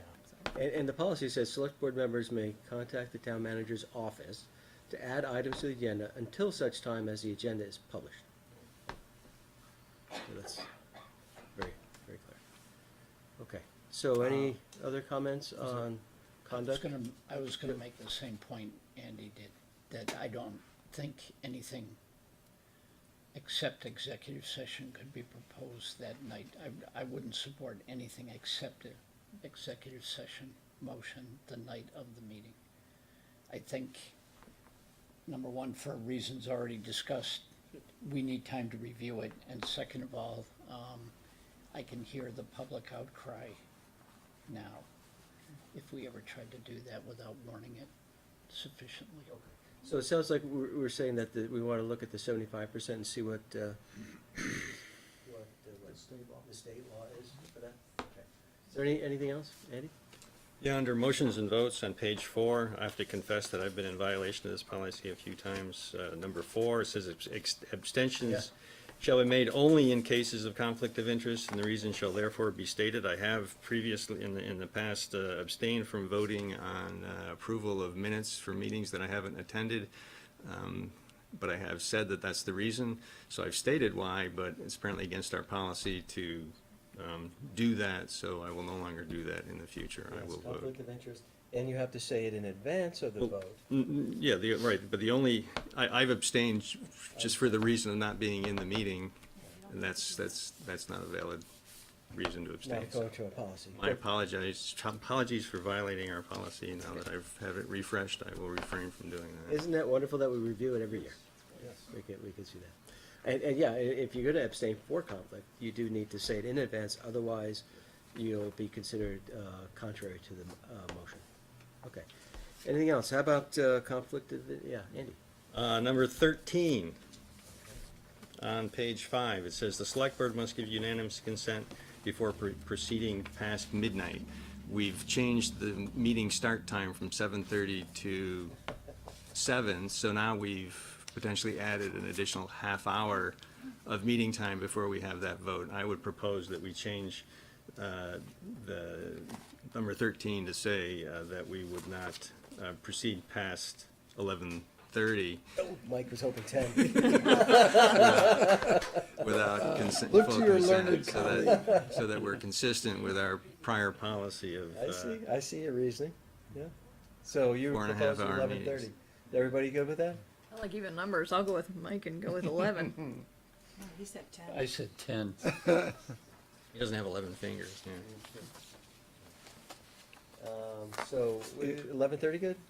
Well, if Yeah. I might, I mean, again, there is nothing to preclude the board, select board, from saying 10, and on every half hour, keep asking if you want to continue going. You can start it and, do that. You may still end up at midnight, but you will have at least agreed unanimously to keep that conversation going. Might be interesting to try. My father used to say nothing good ever happened after midnight. Because that's a full 3 hours, and we do get to the point of diminishing returns, I think. So what's the board's pleasure? You really want to try that? 10 o'clock? Or what? And put in every half hour. Pretty dope, I feel like. We can always, Okay. if we're up against it, vote. Yeah. Absolutely. All it takes is one person, though, to say, I don't want to do it, go beyond that, and right, according to the policy, it's got to be unanimous. So, Could delay town business, yeah. could delay town business, yeah. So there's back to our 75% again. Whereas but except in this case, it's the other way. Yeah. If you, This is if 100% you or be nothing. consistent, you can do the 75% and then one person is allowed to vote no. But 4 would have to, if 5 were here, 1 could vote no and you would still continue to go. If there's 3 here, 4 here, then 3 would have to say yes to continue. So, you're saying 10 o'clock? I guess the question is, do you really want to be here till midnight? No, I think in my tenure, we've done that once. And that was during the budget time, and it was because we were doing things very differently back then with the budget. We were going literally line by line and getting a vote on every line. And that was kind of crazy. So, again, we have this idea, Andy said 11:30, Mike's kiddingly said 10, but it sounds like that might be getting traction. What's the, I'll do what you guys want. 10 sounds good. 10 o'clock? 3-hour meeting? I'm concerned with the unanimous factor with 10 o'clock. You want to do that 75? We might lose the opportunity to complete important town business. Yeah, that's my concern. It's That's, a I little was bit- thinking. It's a little bit like calling the question. Yeah. Exactly. To be consistent with our start time change, 11:30 would be consistent without really changing the duration. But if you really want to make a difference, then change the time. Pardon? I like 11. Want to try 11? I don't think we've gone past 11 anyway. Occasionally. Yeah. It's happened.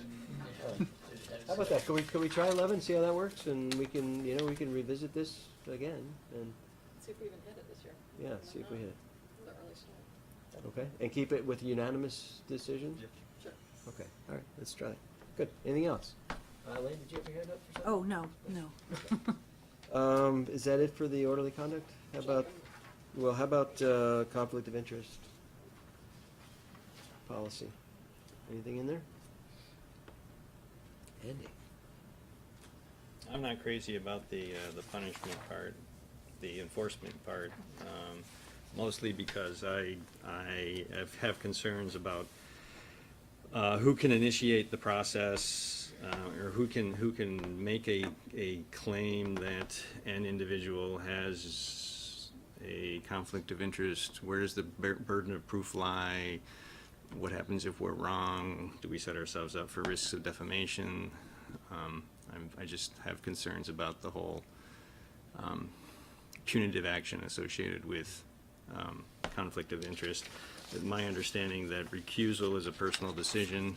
I do recognize that, I mean, in the definition of conflict of interest is that you have a financial or personal gain. And that you don't reveal during the discussion or prior to discussion, or don't recuse yourself. But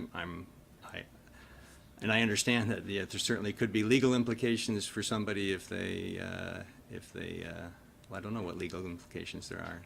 And I struggle. I'm struggling with the whole procedure and how you control it. Is it a quasi-judicial thing that we're stepping into? Do we have the right to do it? You know, to admonish a elected official. It's our policy right now. I know it is, and I was against it when we put it in there, but I understand it's also the same language that was recommended by the League of Cities and Towns. I'm just saying that I'm Okay. Is anybody concerned else, about it's Article 11, enforcement? Is that the one you're talking about? Yep, Article 11 enforcement, yeah. Okay. Does anybody else have concern about Article 11? It is new, right? It went in last year? Mike? I do not. No issues with it? Really? Okay. So I guess we'll leave that for now. Andy? Question I have though,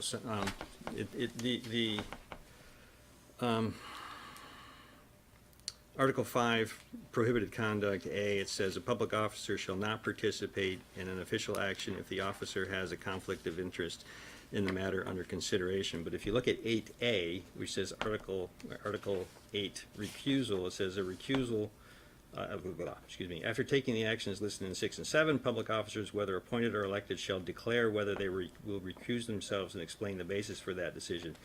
If public officers have an actual or perceived conflict of interest, believe that they can act fairly, objectively, and in the public interest in spite of the conflict, officers shall state why they believe they're able to act in the matter fairly, objectively, and in public interest. So in one page, we're saying that you have to recuse yourself, and on the other page, we're saying you can disclose and continue to participate in the discussion.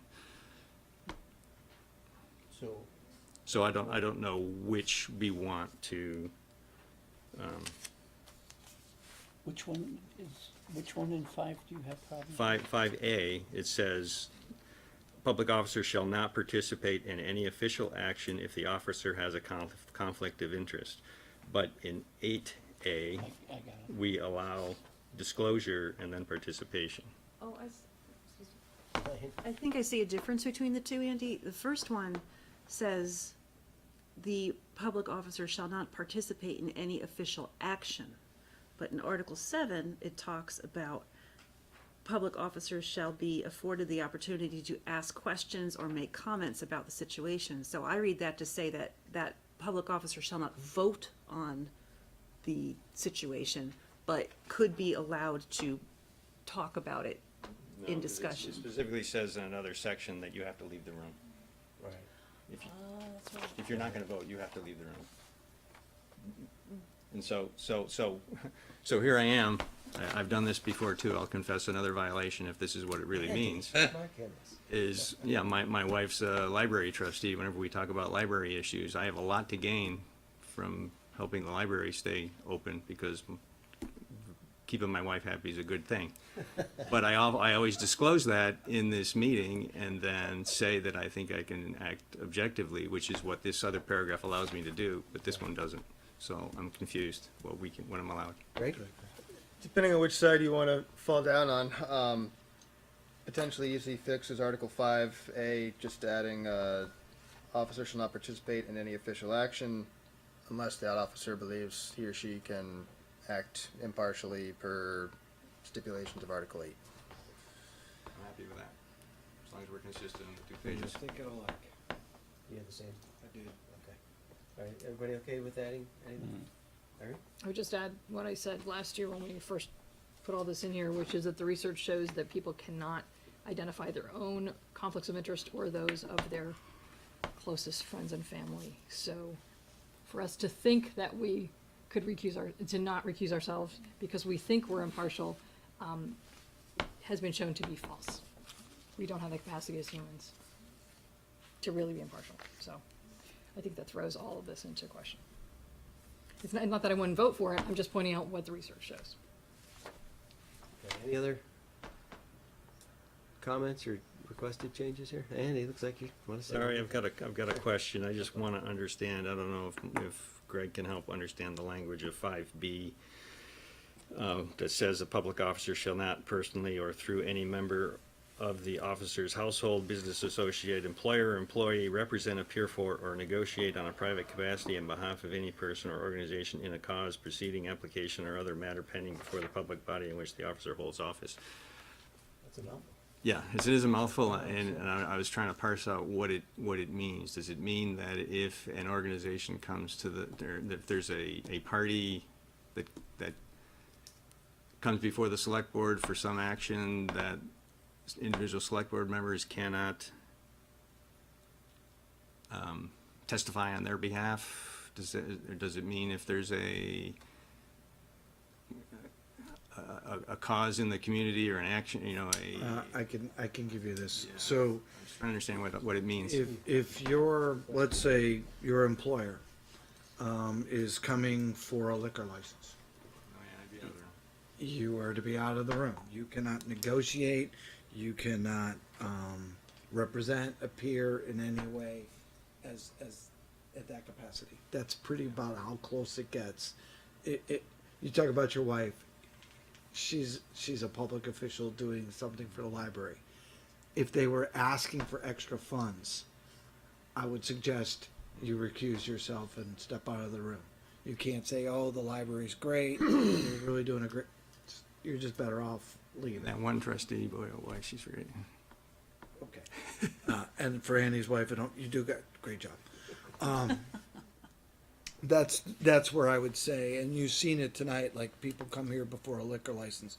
If any one of those was a family member of yours, you would not be able to say anything about their business. If there was a question from the board about impropriety or any other thing, you're not part of that discussion. It says person or organization in a cause. Is that a political position, or is that I just want to be clear? I don't know how far you want to go with the cause, but, obviously sometimes people come before a select board. They are Greenpeace, they could be almost any type of organization, band members or stuff. It's How about just, the church? Sorry to interrupt, but how about the church? We're about to talk about a church, right? Approving a grant letter for a church. If I remember that church, I think I might want to recuse myself. Do you not think that would be appropriate? it depends on whether you have a financial interest with that church. And I don't, if you are a volunteer at a local organization, especially in small communities, you probably could have some type of connection to almost anything. So I wouldn't take that as literal as it may sound. Does that help, Andy? I did my best. Okay. Yeah, I think I'm satisfied for now. I'm not gonna go further with it. Okay. Any other comments or questions, concerns about the conflict of interest policy? Okay, hearing none, I would entertain a motion to adopt, approve the rules and regs for orderly conduct of business and conflict of interest policy. I thought we were gonna wait. For what? I thought we were gonna wait for Greg to look into the 75% versus quorum in state statute. For rules and regs, we can do that. Conflict of interest, I'm comfortable with that one change of adding to 5A, but it's up to you. Right, and that's what I was pointing at, was to make sure that the motion included the change to 5A that As amended? is amended. Okay. So I can bring back the rules and regs for your next meeting, and you can do conflict of interest. Okay. So, which one can we do tonight? Conflict of interest. Okay, so can I have a motion to approve the conflict of interest policy? So moved. Thank you, Irene. Second? Second. Thank you, Elaine. Okay, any further discussion about approving the conflict of interest policy? Hearing none, all those in favor signify by saying aye. Aye. Opposed? Okay, motion passes 5-0. Thank you all. We're moving on to the next item, which Irene sort of introduced. Letter of support for cultural facilities grant application. Greg? So the First Congregational Church of Essex Junction is applying for a cultural facilities grant from the Vermont Arts Council. Which is from the state. From the state.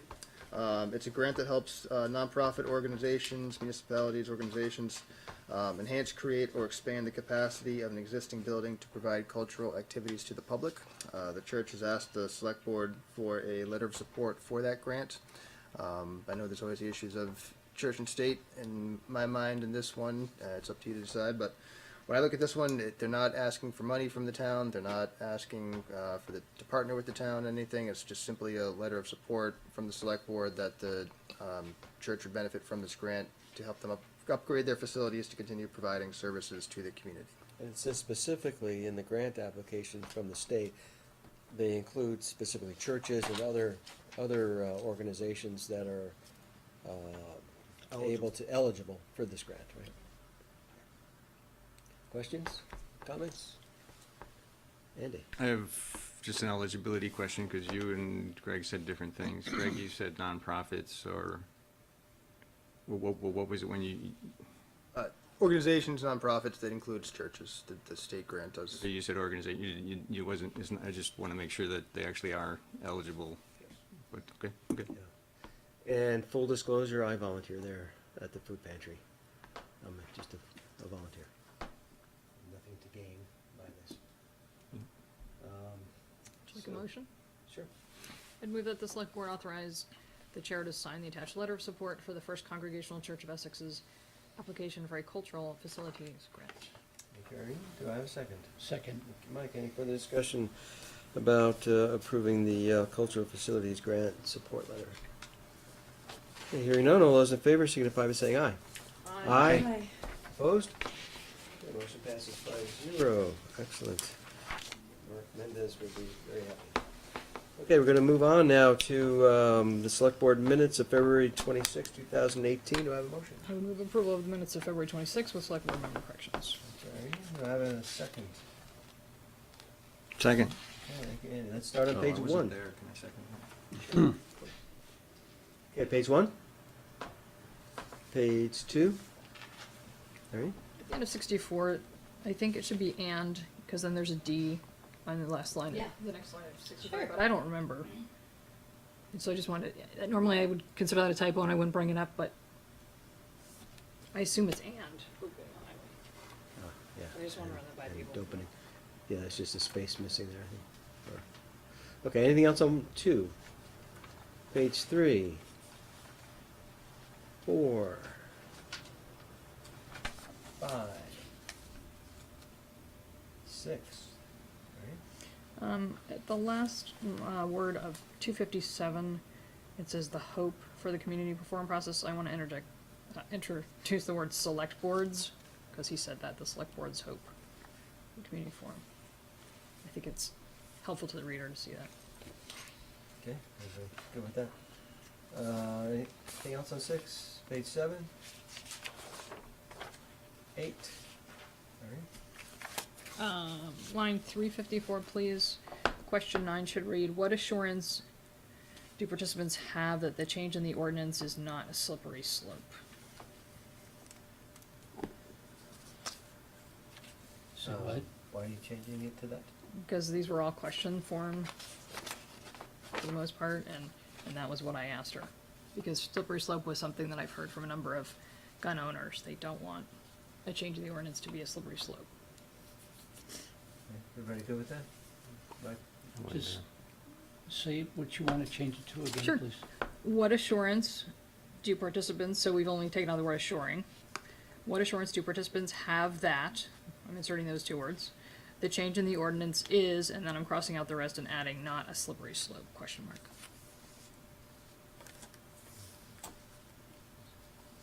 Okay, Yep. okay. Thanks. Page 9. All right. Line 433, it's a little garbled. I'd like to insert a period after the first word numbers, please. Take out the and it continues to read, it is hoped, take out to, and insert they will. It is hoped they will continue to stay on top of this. Are you good with that? Okay, page 10. And lastly, 10. 10, line 446, please, taking out the 4th through 6th words so that it now reads, Mrs. Renner recalled the chair denied, insert her request that the select board consider re-examining the process of adjudicating and determining whether harassment complaint is valid. Period. Take out the word but, she believes. Would be inserted. Everybody okay with that? Okay. Page 11. Okay, all those in favor of the February 26, 2018 Select Board minutes with corrections, signify by saying aye. Aye. Aye. Opposed? Okay, motion passes 5-0. Need a motion for the Select Board minutes of March 19, 2018. So moved with select board member corrections. Okay, do I have a second? Second. Okay, and it's on page 1. Page 2. Is that your hand? I'm good. Page 3. 4. All right. So these are the corrections I handed out, so if you just refer to your handy handout, I'll just read off 162 as it should read, headed into 163. Mrs. Renner clarified for Ms. Nauer that the hesitancy last time was a lack of political will, as well as threats by members of one side of personal or political consequences. The select board members, their families, and their pets if the policy were changed. Thank you. That work? Yeah. Okay. What else? Line 178, please. Mr. Eric Koval would defer to the recommendations from the police and felt the select board should hear from the public at a single meeting and make the decision. Thank you. Okay. Anything else on 4? Okay, page 5. And 6. All right. Line 260, please. Towards the end where it says particularly, I'd like to insert reserving MLK Day as a non-meeting day and. Thank you. Okay, anything else on 6? Hearing none. Okay, all those in favor of the March 19th, 2018 Select Board minutes with corrections, signify by saying aye. Aye. Aye, opposed? Okay, that passes 5-0. Very good. We're on to consent agenda. Do I have a motion to approve the consent agenda? Thank you. Do I have a second? Second. All right, Andy. That's, any comments on consent? Okay, I saw Elaine's hand going up first, and then we'll come to Andy. Do you go in order? Whatever you'd like to do. Doesn't matter. Okay, I just wanted to refer to the memo from Travis regarding a safety manual. And I just had a question about whether the village has a similar safety manual, and if it does, is it being similarly updated, or if it doesn't, should we be aligning the two so that all staff have the same thing? The village does not have an up-to-date safety manual, and it's a good idea to use this as a model to start to update and align. Great, thank you. Good suggestion. Okay, and then Andy. There's an invitation from Regina Mahoney at the CCRPC to the convening of the Housing Committee members on the 30th. I'm thinking I'm going to go to that, and the question is whether, if other select board members are going to go, do we need to warn it as a meeting? So, What's the policy from VLCT that, for that? Because if we all go to the same play, it's a quorum. actually legislature in play right now to change that, to give a clear definition of what a meeting is, so that you can in good conscience, go to the See Dirty Rotten Scoundrels this weekend.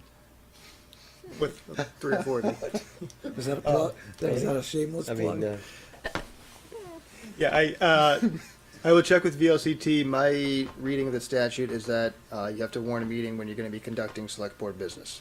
So something like that, I don't think you're conducting select board business. I think you're going to somebody else's event, and if 3 of you are there, you're not going to be taking motions or action to do town business. I think if something inspires you and you want to come back and do town business or put it on an agenda, that's the time to approach the manager's office and put it on there, then conduct town business at your own meeting. but I will conducting town confirm with business the- doesn't necessarily mean making motions.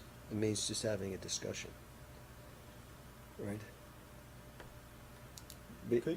Yeah, because just like on, I think they used the Facebook thing as an example, saying that, you know, I people guess are I just would. reading it. They're essentially participating. I guess I would say anytime 3 or more trustees get together to discuss policy of things of that nature. But you can go to a meeting. You just don't have to. Just don't carry on the conversation. Oh, well, we just heard the following 3 things. We should establish a policy and that says X. Don't do that. Come back to this meeting room and say, we attended this meeting and we'd like to have a discussion. I think if you start warning every meeting, you're going to miss a couple, and then that's where you're going to get into trouble. Just when you see each other out in public, be polite and everything to each other, but don't talk business. Your friends will thank you. So town meeting, or village meeting's the night after next. I suspect we'll all be there. I don't know if we've warned it, or are we gonna just sit separately and not talk to each other, so. I know when I know her, I try to sit separately, Elaine will- just to prevent Elaine will any- be up front, so any- you yeah, can't Elaine sit will next be to up her, so.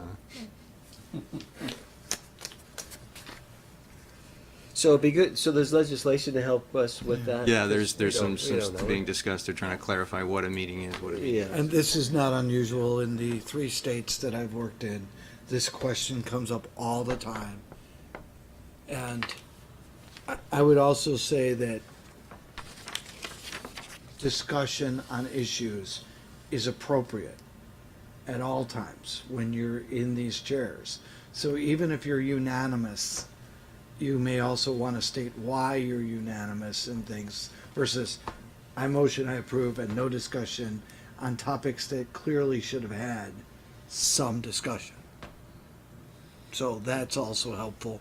But if you go to someone else's meeting, a la like the village meeting, that's not your business meeting. Now, in that particular instance, you're allowed to make motions, right? So I would.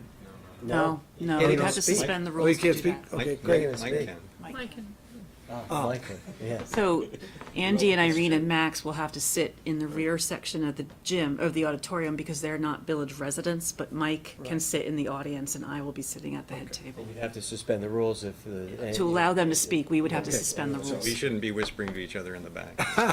Yeah. So those Best types to of say things, so. just go, when you, it's very important that you all go to these meetings like the Regional Planning Commission, the regional, these types of meetings. You really should try to go, but doesn't mean you have to sit next to each other and it doesn't mean you have to discuss it. Okay, anything else on consent? Elaine? I was just going to answer Andy's question to say I'm interested in going to that meeting. Would you mind forwarding me that email? Because I didn't. Village meeting, you mean? No, not village meeting. Well, yes, village meeting. The one about housing. It's in the consent agenda. There's links in it that aren't live, so I was just wondering if you could forward me the email. I will. Thank you. Do you have to RSVP to that? They do It ask, asks for an they do ask RSVP. that Yes, you do. it Put it did like ask for an calendar. RSVP, yes. And if, I can forward it to you. Thank you. Okay, anything else on consent? Okay, hearing none, all those in favor of the consent agenda, signify by saying aye. Aye. Opposed?